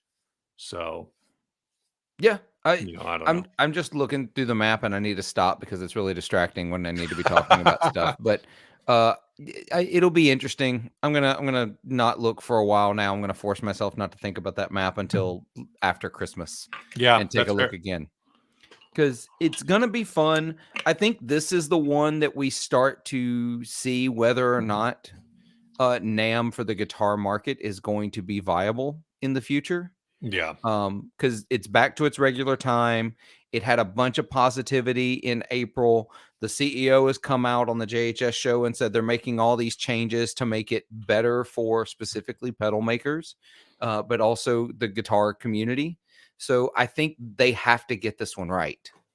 If they don't, that's going to be it for the guitar community, not for NAM. NAM will always exist in some capacity in the musical instrument industry, but how viable it exists for the guitar community could be decided in January. But yeah. I made a mental mistake. Uh-oh, what'd you do? I don't know if this is a thing we want to talk about. Uh-oh. You want to message me on Facebook before you say it out loud? No, no, it's not like controversial. It's not as, but but I Googled Rolling Stone top 250 No, guitarists. I don't want to talk about this. This is so Okay, stupid. so this is I'll just say this one thing then and we won't get into it. The second link that showed up was for Reddit for the subreddit Smashing Pumpkins, and um somebody says uh, regarding the cover fit picture says that's Yvette Young. She's a very niche guitarist who plays a lot of boring mathy technical stuff. No idea why she's even on the list. And there's this whole back and forth. And people are, I think there's someone in here who says, like, she has no great songs. They've not Because listened, obviously. great guitarists write great songs. If great guitarists writing great songs, and this is again, I'm just responding to this Reddit thread. If great guitarists write great songs, then does that? I don't. Again, I have not actually looked at the Rolling Stone list. I I think it's. have. I think it's clickbait. I think So yeah, every. let's talk about actually we'll talk about that. You want to know what this list was? This list was a way to continue to make Rolling Stone magazine relevant Oh, because I'm all of a sure. sudden everybody's talking about it, everybody's writing about it, everybody's putting YouTube videos and Instagram videos and TikTok videos and they do these things to be controversial. Yeah. That's it. Bar none. I it's and we all play into it because they rile us up. We get so activated by our hatred and our animosity towards this idea. First of all, I hate the idea of ranking musicians because it's ridiculous. Um, but So, like, they one of the comments here is regarding Yvette and regarding the great guitarist thing. Is Yvette Young better than Yngwie Malmsteen, who isn't on the list? Has Yngwie Malmsteen written a great song? I've never I've never heard an Yngwie Malmsteen song and thought, "I wanna listen to this I again." can't even name an Ingrid Malmsteen song. No, exactly. And, I can't. to Ryan's point, imagine reading a magazine in 2023. I Chill mean, out, it's Ryan. an online article, Yeah, yeah. um, but I think, my this is a click list. Everyone's having their freak out reaction about how Ingve's not on the list. Who I just like I've tried to find this list over and over again. Um and I just cannot seem to locate it, but it was a list from probably 2003, 2004, 2005 of the greatest guitarists of all time, and it was broken down the way I think it should be broken down, which Okay. is it wasn't ranked. Oh, it was just How a list. it was somebody put together a list and broke it down into styles, because how the hell do you compare Les Paul to Eddie Van Halen to Kurt Cobain to Roy Clark? Yeah. And even their own criteria that they listed on the website was garbage. Yeah. They were So like, it's intentionally to rile people up because people tribalize around things they hate. yeah. That's just what we do as a people because hate is quick and easy. Yeah. Uh, TC posts Omar Rodriguez Lopez wasn't even on the list. And then adds he's one of the most influential guitar player / pedal users out of our generation. I mean, that's hard to argue with. George Lynch wasn't on the list. Esteban wasn't on the Oh, list. that's absolutely garbage. Esteban was easily one of the most influential guitarists of my teen years. Ryan says Link Ray should have been on the list 4 times. But we're gonna throw on a guest I've been trying to get on. I've been wanting to get on for a while. I shouldn't say trying because I'm bad at trying. Welcome, Bully. How you doing, man? I'm doing all right, man. What's going on? Not a lot. Just Am- killing my Sunday morning. Yeah, what's up, Cool, Bully? cool. Can y'all see me? Yeah. Yep, you are on screen. Okay, I'm very spotty service. If you're Oh, watching on YouTube, you're also like 30 seconds behind. So make sure you're watching your stream, the stream link. I think I'm here, but they got me saying I'm on backstage or whatever. Anyway, Oh, yeah, I ignore just that. loaded You're you here. in. You should be up. So flickering. So this is cracking me up because flickering madness refers to you as you just dropped out. So maybe StreamYard's just coughing it up. Yeah. As Instagram Bully. Bully the Kid has like a pretty solid following as a bass player on YouTube here. So Yeah. let's see. Let's remove that one. Let's add this one. Maybe this one's looking a little There we better. go. Is this working?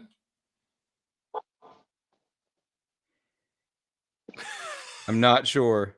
Listen, But I do this love is the most fact questionable. you were here long enough to say that you had questionable reception before you dropped, which is perfect timing. Listen, I thought that I was gonna be good, and I don't know what's going on right now. Well, right now it looks like you're making one of your reaction videos. Right. Yeah, don't react to us. We're not worth the effort. It's fine.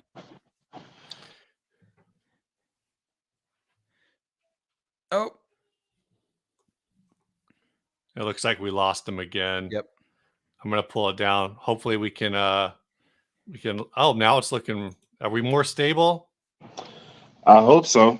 We're Yeah. looking more stable. Looks like you just moved somewhere with good internet. But yeah, I'm moving into a house. I'm currently in the move process, so Oh, man. Wi-Fi isn't all the way set up yet. But hey, what's going on? How y'all doing?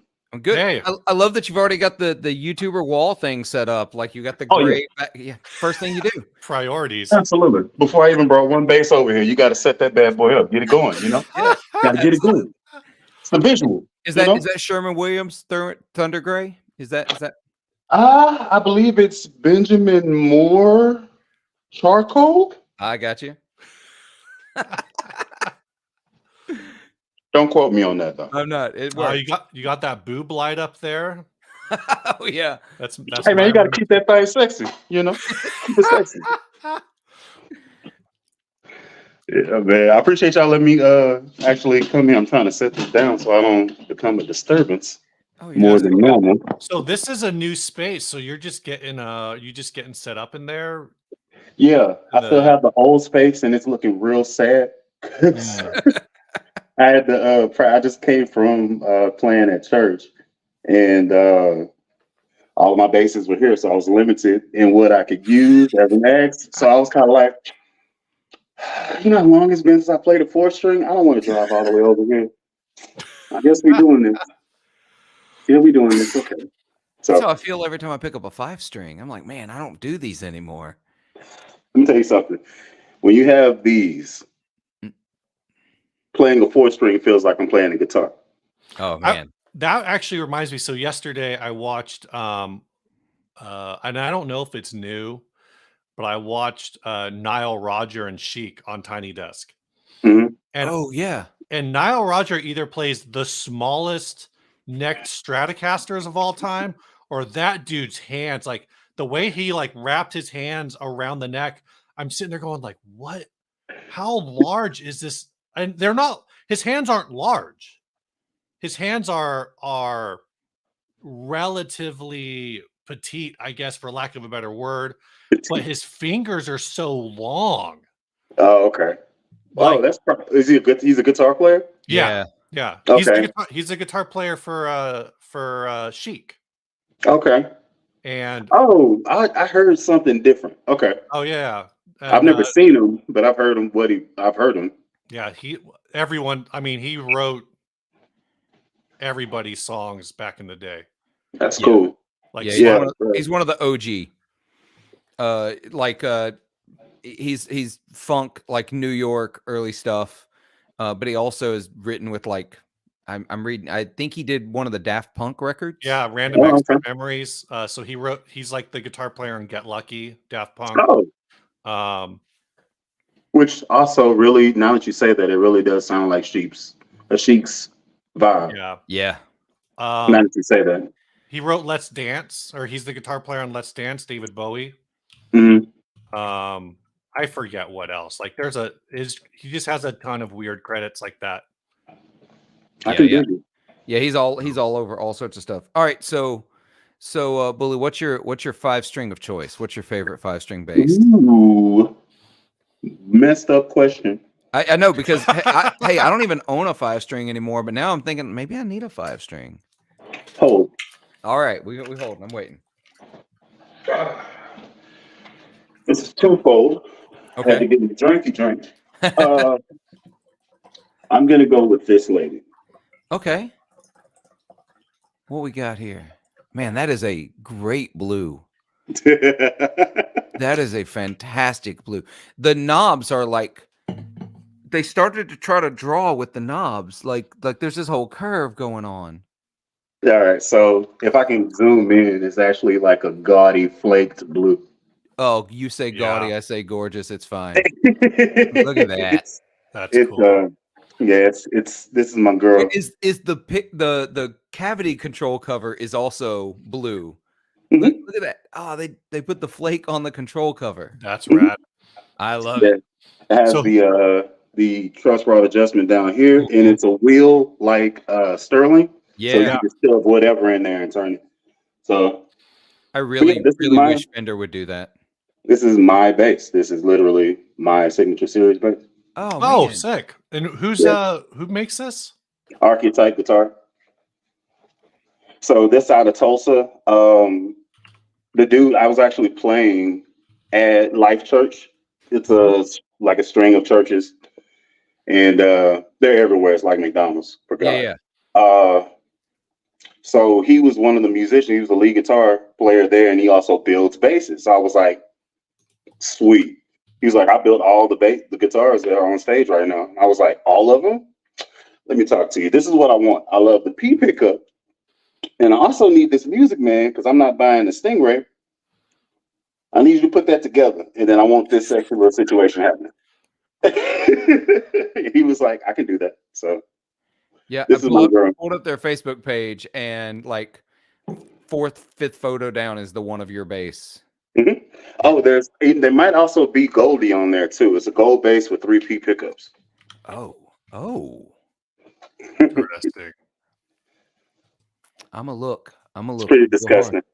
It's pretty disgusting. Yeah. That's been a question of mine actually. Why doesn't anyone do a 2P pickup bass? Like They you do. see, yeah, I've never seen one. Like I've always wondered why not though. So Tribe has a triple P situation. Uh-huh. Like they tried to do it, right? Mhm. Off Offbeat Guitars. That's a guitar maker out of Colorado. They just came out with a passive double P situation. I think the problem is whenever you're putting the pickups there, like you want to put one by the bridge, one in a sweet spot, and then one up by the neck, right? Right. The problem is when you put that pickup by the neck, you immediately eliminate the first and second position because it's all mud. Right. Okay. Okay. So, and I'm just talking about like strat wiring, right? Yeah. Not adding any like, flip switch to turn the bridge on or anything like that. Yeah, no, that would be the answer to the problem. Mm-hmm. But most people, they just do like a strat wiring situation, volume tone, or volume tone, and then just flip through, So that's where the problem comes in. The first two positions are trash. Now the middle pickup and the middle bridge pickup, and even the bridge pickup could sound good, but the first two are trash. So on my triple P that I have, I basically put the middle pickup in the sweet spot and just kind of shove the other two there next to it. Yeah. And then I changed my wiring scheme to something that I could use for everything. So like my first position towards the neck is the front and back pickup, which is kind of like jazz spacing. Mm-hmm. And then my second position is series into parallel. So it's a dingwall setup. Right. Okay. Yeah. And then third position is the middle pickup. Fourth position is the middle and back. And then the fifth position is the back pickup. And it's a 4-band EQ. One volume. That's a lot of options. That's a whole lot of options. Listen. Also, Phil, it does exist.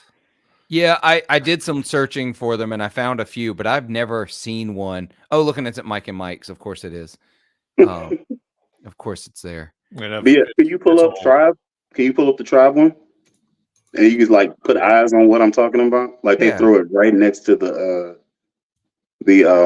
neck, and that the aesthetic turns me off. Yeah, now, let me see if I can find it.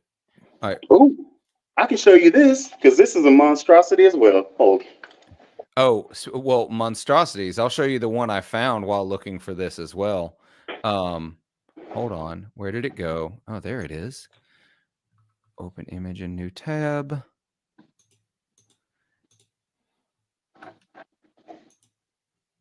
Oh my gosh, what the heck?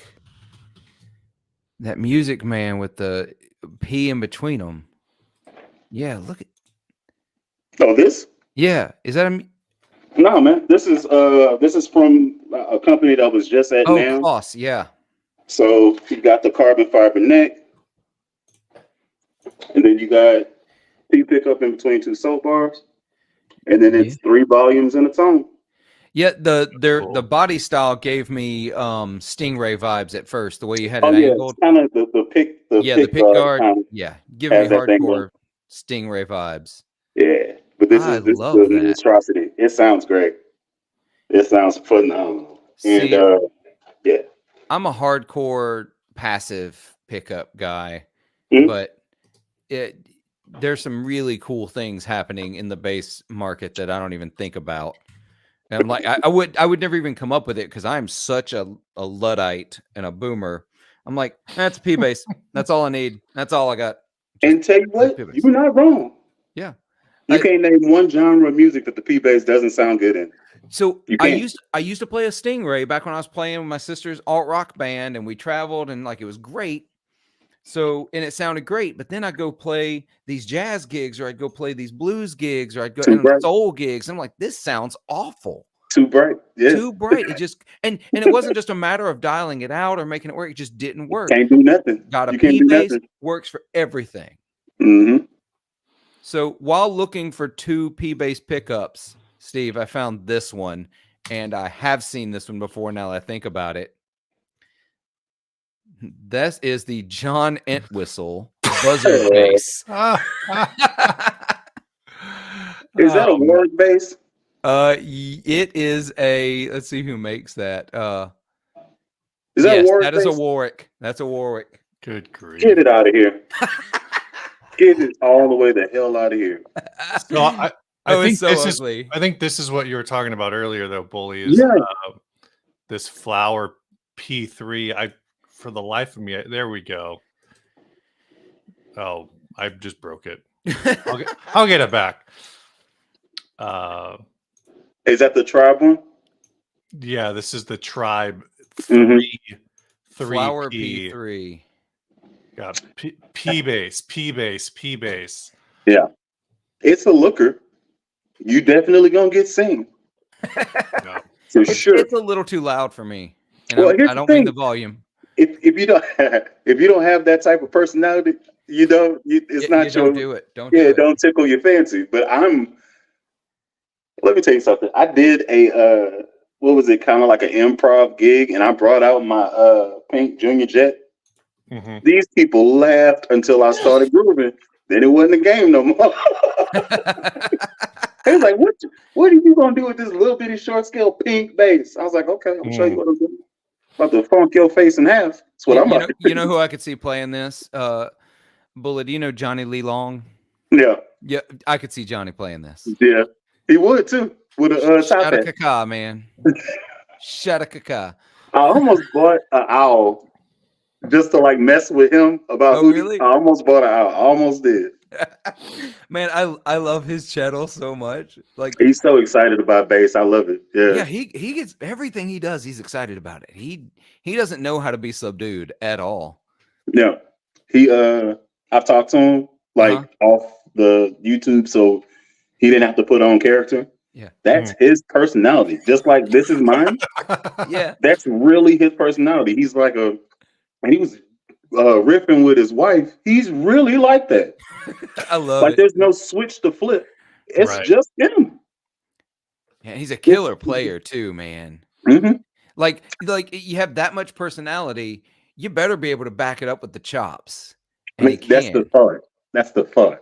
But I know a lot of people that can't, that are like awkward, that have the chops, and you still don't want to be around them. Yeah, You know what I'm exactly. saying? So Lobster is that way too. My friend Lowen Lobster, he met, and so two things about Lobster is Lowen Lobster's a YouTuber. He does the same type of stuff we do. One thing, number one, he's like 6'3". Yeah. What? Yeah. Really? He looks like a little dude on camera, but he's not. That like freaked me out a little at first. So dig this. The first time I met him in person was in Nashville at the NAMM Nashville. I think it was 2021 or something. Yeah. The last one. one. Yeah, the last one. Yeah. So I'm walking, like we were staying like in the same hotel area. So I'm walking down the hill. He's walking up the hill, and his line of eyesight isn't changing. Like I'm walking to him, and I'm expecting, as I walk closer. No, he right here. I was like, this is and it. also, I'm too short to be on YouTube. That's what I'm learning. no, I'm too man, short. you just do your videos from the waist up. Like now, this is it. Yeah, there you go. That's all you need to do. I actually didn't know you were looking at me. How short are you? I'm 5'10". I'm 5'10". That's not short. No, but like you're talking low end lobsters like 6'3". I stood next to Josh Scott earlier this year. Man's a giant. He's like 7'10". No, he's 6'7", 6'6". No, he's like 6. Is he 6'6"? I think he's 6'6". Ryan is what, 6'2", 6'1"? Ryan 6'3". Yeah. I'm 6'2". Bully, what? You're 6'3", 6'4", something like that? Somewhere in there. Depends on what gas station I'm leaving. Rhett Scholl is like 6'4". When I stood next to him, I'm way too short to be hanging out with y'all. No, man, you just take like 2 steps back when you talk. You cool. I remember, I think it was my first or second NAMM, standing in a circle with Josh Scott, and there's a dude that works for Earthquaker that's like 6'4", and there's a dude that works for Walrus that's like a solid 6'4", 6'5". Ryan Rataski from Fuzzrocious Pedals is like 6'2", 6'3". Yep. So I'm at 6'2", and I'm the shortest guy in the circle. It's weird, ain't it? It is jarring. It's weird, ain't it? I'm not used to looking up at people. Yeah, no, it's weird. I always tell people, like, for me, like 5'9", 5'10", and between like 5'3" and 5'9", 5'10", I kind of process that mentally all the same. as like normal people. Yeah. Once I'm talking to someone who's like 6'1" plus, so I'm either looking at them or looking up, it freaks me out. It's Hey, weird. let me apologize because I was drinking the last time you seen me. I'm this personality, but when I drink, I'm that much more turned up. Right. We were all having a good time, so it was cool. We were Okay. all just rolling with it. It's good. So I recorded it and I didn't release that video because I was like, man, what the hell was I doing? What was I doing? Why? See, I was you're gonna way say- more mature than we are. At the last NAMM I went to with Ryan, we did a wrap up and we recorded a wrap up episode with like 8 people. It was unlistenable. We released every minute of it. I think we did a NAMM wrap up too. That's why y'all were there. Yeah. Well, To, we just came do to the- hang out. We didn't know. I don't think we knew you guys were going to live stream, Oh, but we just it came was to hang gold. out, man. 'Cause we got to. Are you going again this year? I'm actually not going to this one. Everybody kind of like I hit up Lobster maybe 2 months ago. I was like, "Hey, you trying to go in January?" And he's like, "I think I'm gonna sit this one out, and I'm gonna try to go during the summer. I think it's in Nashville." Have they So- announced a summer? I haven't heard anything. I haven't checked it. I was like, "Cool, if they do it, I'm down to go." Because Nashville was a good time. Yeah. Nashville Well, was a great time. I went so- to the Rare Guitar spot around the corner. It was sweet, bro. It was good. Where are you based out of, Bully? I'm in Houston. You're in Houston? Houston. Okay. I'm over here in Mississippi, so Oh, okay. yeah. So yeah, Cool. for you, Nashville's a lot closer. Uh, I think it's like 12 hours. Okay. Yeah, for me, Nashville's a 4-hour drive, 4.5-hour drive. So Let me ask you this. I'm looking at your background's beautiful setups, by the way. I really like that color you got going on this. It's nice. How do you feel about Thunderbird basses? Well, Thunderbird guitars. Let's talk about that. I love Firebird. Sorry, I'm steering the guitars. conversation. I just you're want to good. know what y'all think. Thunderbird basses, like a bass already feels long to me when I play because I'm primarily a guitarist. Man, you play a Thunderbird and it's like I'm playing like this because that's how it sits. I'm too short. I don't have the wingspan to play a Thunderbird. That's just the way it works. Okay, I didn't know you was gonna answer that way, but we still got to the same point. Yeah. Are they weird for you? I want a Thunderbird, but when I could No, Thunderbird. don't. I feel you want like you want to go play one. You want to go play one. Go play one. Yeah. that's fair. They're fair. And then- very cool, but when you actually have to play one, they just get really awkward to play. Back when I could have probably have pushed my way into an Epiphone, like a Pro, Thunderbird Pro. Mhm. I just didn't, and I was so obsessed with like it's got to be the neck through. If it's not a neck through model, then I don't want it. And the prices on those have gone up since then, and they're hard to find. Yeah. And I do run into that problem where it's like, I mean, you see what I got back there. The white is an Italia semi hollow that was gifted to me. That one's cool. Phil and I have the same jazz Squier jazz bass classic vibe. And then I got that PVT 20, which I got in a trade with one of our listeners. So I'm kind of like a traditional shapes kind of guy, and so yeah, Thunderbird might be like kind of like a visual stretch, but I don't know. I kind of I've always wanted one, but maybe I don't need to own one. So here's the thing. I have a Mount Rushmore of basses, and the Thunderbird was on it. Mm-hmm. I have a Epiphone Gothic bass, so everything on it is black strings. I wasn't going to shell out $2,000 to get a legit Thunderbird. You can keep it For sure. Agreed. So I went and got the Epiphone version, and I like how it sounds. I love how it looks. It doesn't fit into a gig bag. It's number one. Doesn't fit into. I had to get a specially made, I had to get an Epiphone case shaped just for the bass itself. Yep. Yeah. Takes me off. Next piece is it dives like Michael Phelps. It's just it's listen, I have the CFG strap, the thick the thick Yeah. strap that don't move and all that good stuff.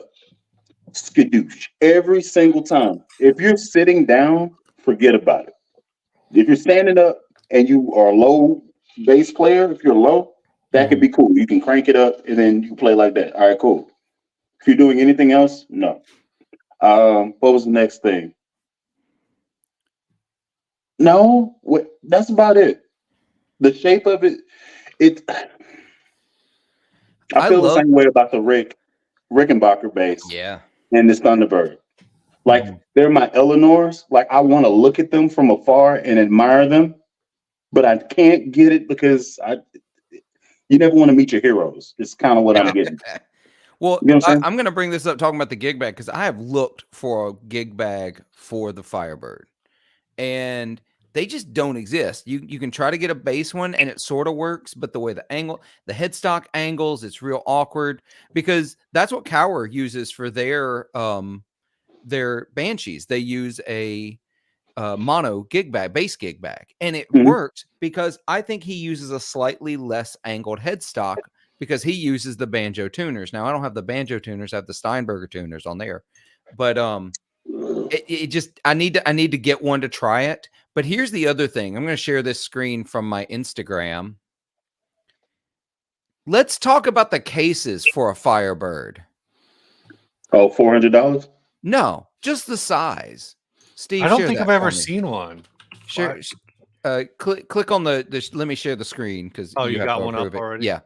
Yeah. That's a Is it Les just Paul, a 335, and then a Jesus. Firebird case. That's a coffin. It's a house, man. I have seen people in Mississippi live in smaller spaces. That thing needs to be paying rent. Right. It lives in a storage unit now because I don't have room for that in my house. I need an How actual guest heavy? bedroom. How heavy is that? The case is easily double the weight of the guitar itself. Yeah, those things are That was made well, with lumber. It's absolutely insane. It doesn't it's way too much case, but that's what you have to do because of the way that guitar is designed. It was meant to look like a 57 Chevy. And so that's what it does. it takes up the parking spot of a 57 Chevy. Yep. A couple of things I saw in the chat. Ryan, I agree. We just need a Nashville YouTuber hang, eat hot chicken and party with friends. Look, I'll help you plan it. Let's make it happen. I'm local enough. I know people that can make that happen in Nashville. We can set up some cool digs. I don't want to say the stereotype, but I love chicken. So Man, yeah. Dude, and hot chicken is where it is. And I mean real hot chicken. I don't mean Hattie B's. But also I don't know what that means. Hattie B's is like the touristy Nashville hot chicken. All right. Yeah, But it's like those KFC. that know Prince's and Bolton's. Like those who know. But also Overnight Guitarist talked about Juke Fest in Clarksdale. I'm going to correct you. It's Juke Joint Festival in Clarksdale. I've played it every year since it was created. This will be year number 22 next year. So it's actually why I didn't go to NAMM in April because it was the same weekend. And if I've got to choose, I'm playing that festival every year. Did you make money? I did. I make good money That's every year. way better than spending money. So that's exactly that's right. off to you. But it's also just it's my favorite music festival because it's so low key and chill. Like it's officially only one day. It's officially only Saturday. But there's periphery all week. And it draws tourists from all over the world to it. There's multiple venues that aren't even venues normally that have live music. And so there's I think last year there were 120 plus bands that played it over the course of just the Saturday. Because just Saturday? Just Saturday. They do these outside stages and there's like I don't know, 10 or 12 outdoor stages. That sounds like mayhem. It is. It absolutely. And then the big event is you buy a wristband and there's like 20 venues throughout town. That wristband gets you into all of them and they run a shuttle. So if you want to hop venue to venue checking bands out, you can do it. And it's the coolest vibe. And some of these are like tiny little legit Mississippi juke joints, right? That are like the size of I'm trying to I don't know, maybe 200-300 square feet. The band's on carpet in the middle of the floor, just like everybody else is. Kind of vibe. It's so good. It is so good. All right, now here's the thing. That sounds like a great time. You're a phenomenal spokesperson. However, this is Mississippi. I Yeah. don't know that I would ever go. So Mississippi's got a rep, that's for sure. But I will tell you, the Mississippi Delta is a different vibe. It's a Okay. totally different vibe. To put the cards on the table, like my hometown, Clarksdale, Mississippi. Like we're talking about the hometown of Muddy Waters, John Lee Hooker, Sam Cooke, Ike Turner. It is predominantly an African American town, so it's like got a lot of good vibe, a lot of great food. Not to stereotype again, like you. No, man, but we could. we're gonna be right. But Mississippi is a little maligned in that way. The problem is we're famous for it, but everywhere else has the same problems. I've lived all over the place. We're just famous for it. I have to jab at you. I don't know you, so this is me filling you out. Yeah, no, you're good. You're good. We can talk, man. We'll talk off air because I got all sorts of opinions I won't say on this video, but because I can be more real when we're not putting this out on YouTube. You know what I mean? We can that is really true. real. That is. I am on y'all YouTube channel. Yeah. All right, Sweet. I wanna pop this up because this came up a while ago. What's your take on Mono Neon, Bully? Mono is a very solid bass player. I kind of think he's a little bit gimmicky. Like the fact that he can play really quick notes and run the scales and stuff, that's dope, but it's not usable. He's a talented bass player. He's a good bass player straight up. If you just take a P bass, put it in his hands, let him go, he's a great bass player. He can sit in session with anybody. But the thing that he actually gets notoriety for is the weird digital situations he be playing. Like that's what he got big for, kind of, right. Or that's what people took notice of. And then he's quirky, so all the highlighter, fluorescent stuff everywhere. I like him as a bass player. I don't particularly listen to anything he does very often. Let's just say that. I also did get to play his bass, which is, if I could overgeneralize, it's basically a Meteor bass 5-string. Okay. With highlighters. Like, yeah. It's basically that. It's a 5-string Meteor that got thrown into a highlighter factory. Yeah. Right. You're talking about the Fender signature? It's a good bass. I just shared a link. I think a Mono Neon every time this bass hits the stupid deal of the day. Is that a... That's a Jackson X series. Just it looks like something he would play. That's a Chickenbacher is what that is. I don't think it knows what it wants to be. I'm not sure. I'm not sure Jackson knows what they wanted. I'm just saying there's a reason this thing hits stupid deal of the day. You know what? Don't you dare tell me you're into this. I don't know. Don't you dare. No, I'm not gonna say it. It crossed my mind though. Hit the red one. All right, we can go back to the red. Or what do they actually call this? Their color, Rocket Red. I would get it green. Yeah. I paint the pick guard. I paint the pick guard black. Yeah, but definitely a different pick guard. And just seriously, the chrome cover, is that really that necessary? It's an aesthetic. Yeah. And also, here's a hot take for you. I don't like it on the real Rickenbacker. I think it's a waste of time. Yep. I have the covers for my P bass, but I took them off even though I like the way it looks. They're just in my way. I really tried to leave them on because I do like the way it looks, but they're just in the way. What's going on under there? It's just a jazz bass pickup underneath that cover, presumably. I'm assuming so. Steve, I have never seen it without that cover, so I genuinely have no idea. I think it is just a PJ. Yeah. Let's see if they say specs.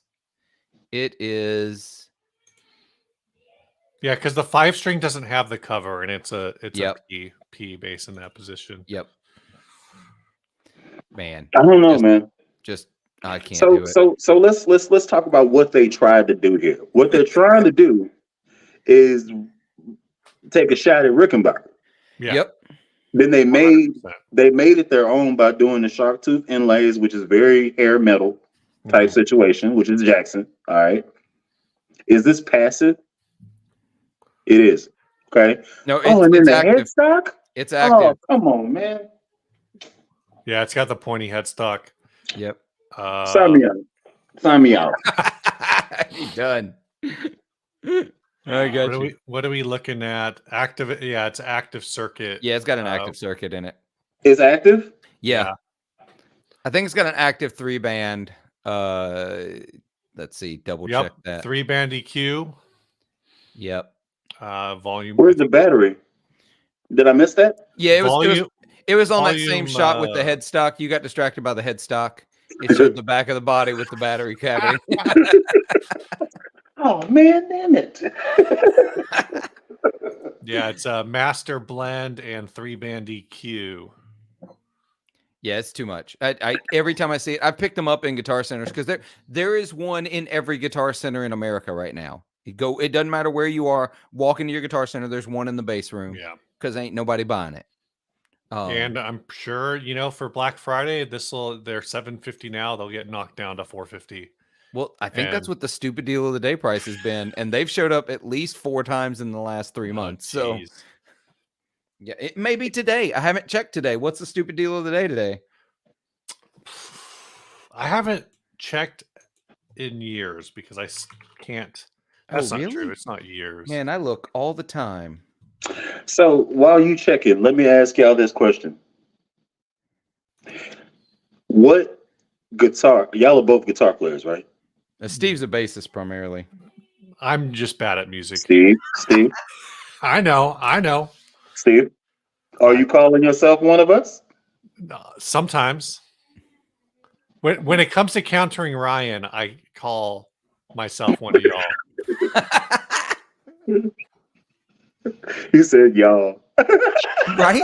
I love it. I'm in the background. One of us.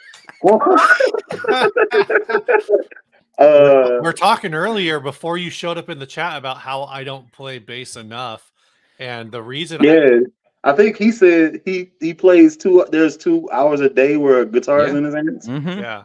I got maybe then you should be better. You should be better for all that time. I should be. All right, what was your question though? Okay, so what is your dream guitar? Do you have it? Would you ever get it? Because I can tell you what mine is, but I don't think I'll ever buy it. Oh, you have it. What the hell is this? Let's talk. This is it's a reissue 58 Gibson ES335. Made in the Memphis factory, which Memphis made the best Gibsons. I don't care what anybody says. Okay. And this is the guitar I should have bought 15 years ago. Okay, that's the one. Yeah, this is it. This is the one. I gigged it last night for 3 hours in Memphis, actually, in Memphis, right off of Beale Street. Okay. And yeah, this is it. I bought this, actually traded for it earlier this year, finally. And this is it. This is the one. This is the one my wife has been instructed. If the house is on fire, this is the one. Save this one. You got that.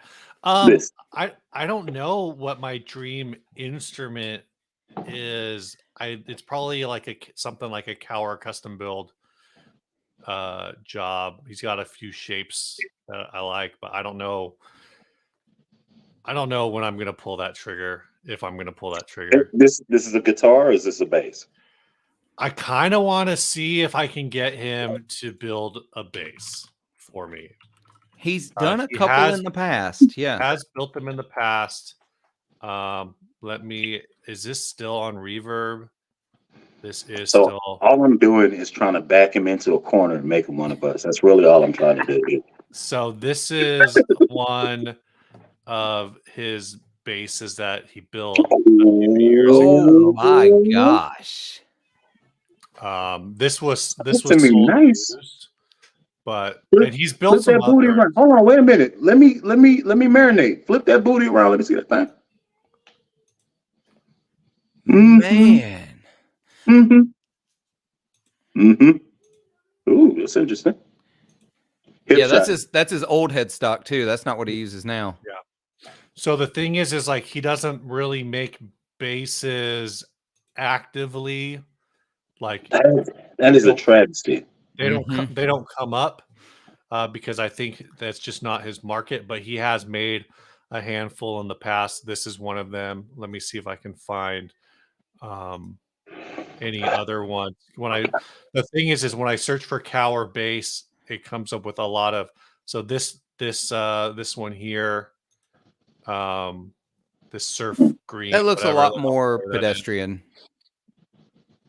Yeah, no.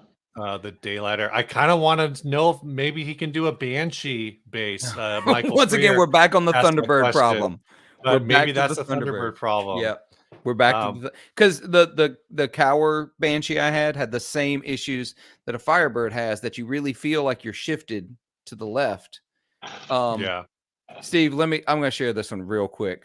This is Bully. This is why we need him to make more, Doug to make more bases, because this man is the king of sparkle finishes.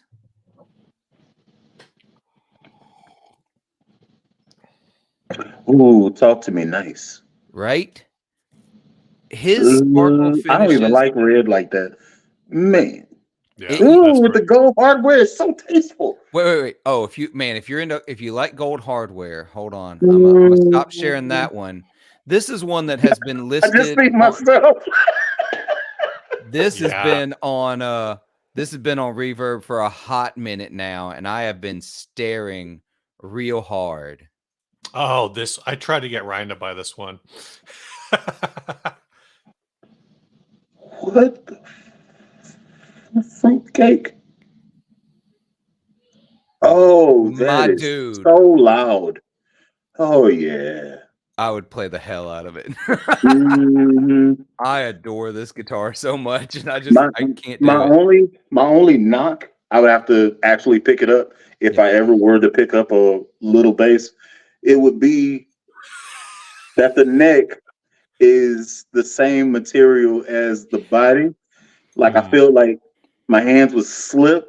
Like I'm sweaty. I'm a sweaty guy. Yeah, I'm a sweaty player too, and that's my one problem is the finish on the neck like that. I don't like it. But man, oh, you talking loud? Yeah. that guitar, you better bring it if you're gonna play something looks like that. You better bring it.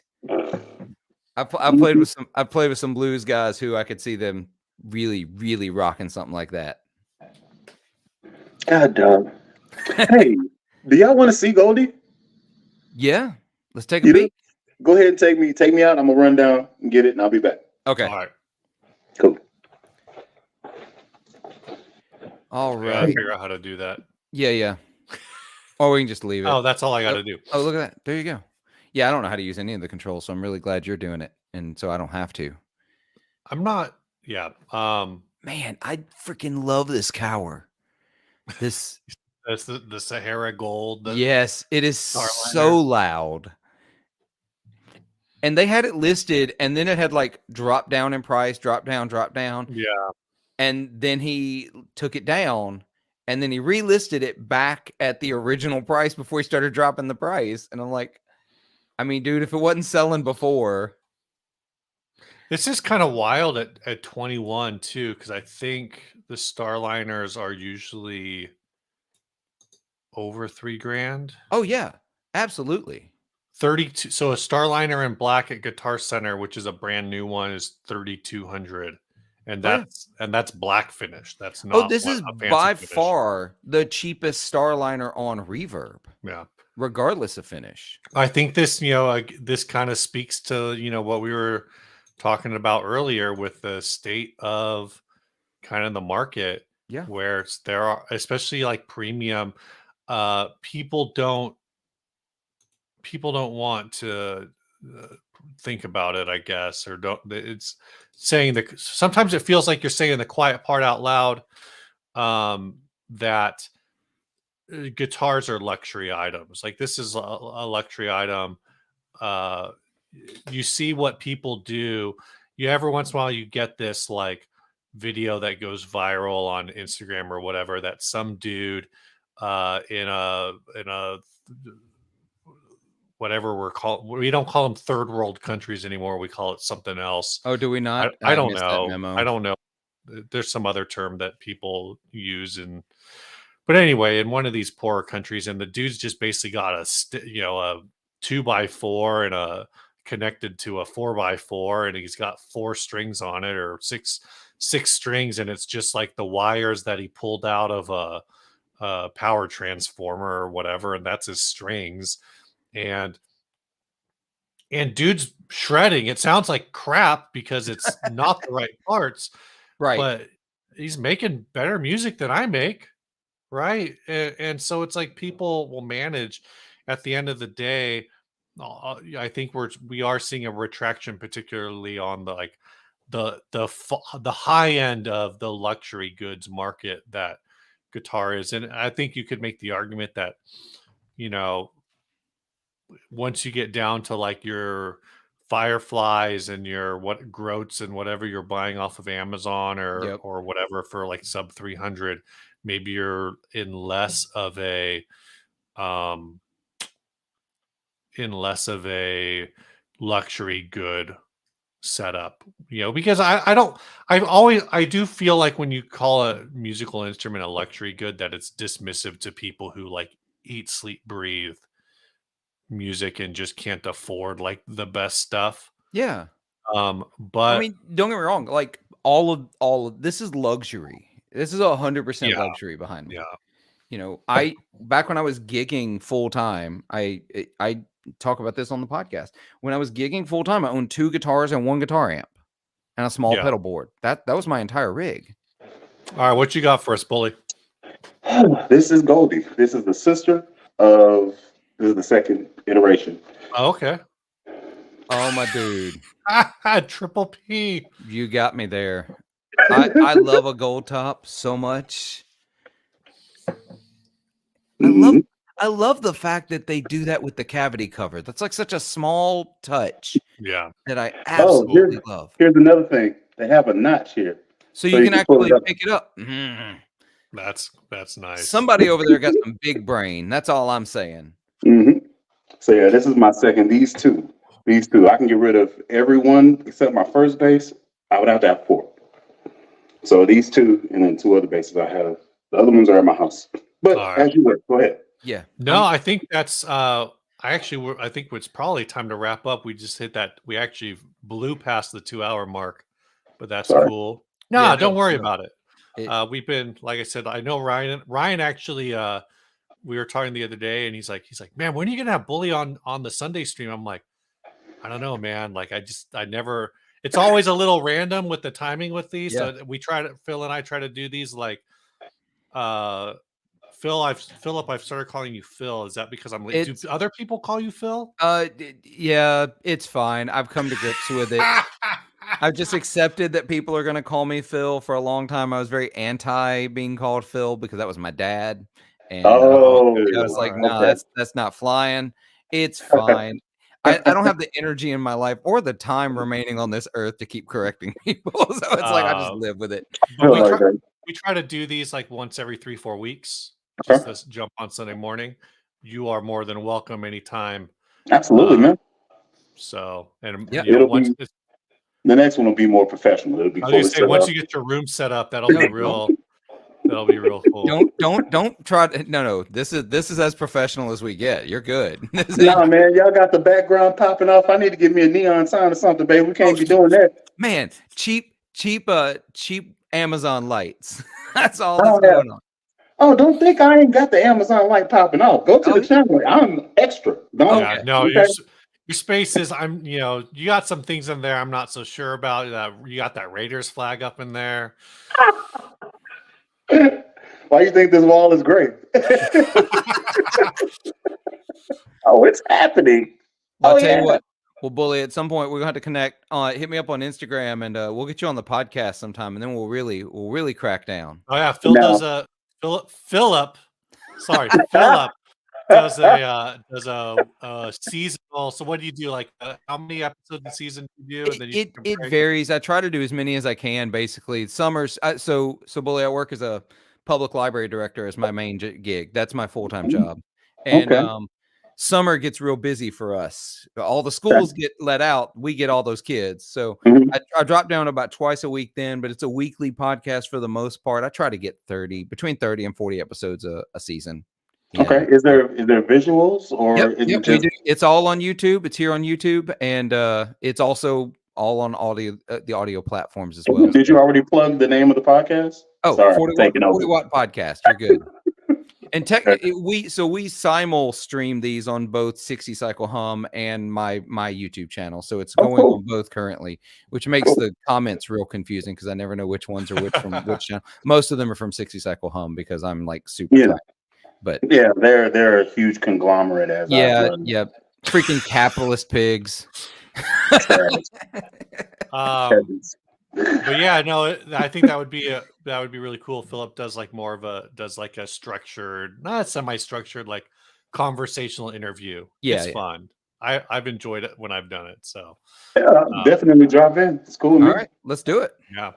All right. I think that's it. Parting thoughts. Parting thoughts. I should probably make some music after I mow the yard today. Yeah, you should. You absolutely should get a bass in your hands today. Yeah, just pick it up and just sit there. You'll eventually get there. Yeah. If you're watching TV, just sit there. Ryan says media empire. That's the phrase the term we like to use. So when are you buying out 40 Watt Podcast, Ryan? When do we become part of this empire? Years ago we thought about that. We had this idea to do a podcast network, but we never really figured out how to do it. Two, I think it's just like a lot of work. That I don't want. It's probably just a few clicks higher. Yeah, no, that's you have multiple people. Here's the problem, and I know he's watching. You don't want him to have his own podcast. I watch y'all. You are the thing that dialed him back. That's true. You are the glue. I've seen Ryan's demos. They get unhinged. Like he's watching. Oh, take it. Yeah, man. That's my favorite kind of takeover. Let's go. Jesus Christ. Y'all stay over there. I just got this thing working. All right. Instagram just hit 100K. I'm good. Dude, your Instagram is popping off. I'm gonna drop some links after we end the stream. I'll drop some links down in the description. You are Bully the Kid in 2Ds. Yes. On Instagram. Mm-hmm. Bully _ the kid. THAKID. Oh, it's an underscore. Yep. So I do reactions and I'll drop in. It's kind of a way to funnel people to my YouTube. Yeah. So the reactions are just, this is what I think whenever stuff is happening. So I didn't expect it to just explode. I didn't expect that. So it's kind of riding away. A lot of fun. All right. I'm going to end the stream. Say goodbye, everybody. Bye, y'all. Bye, everybody.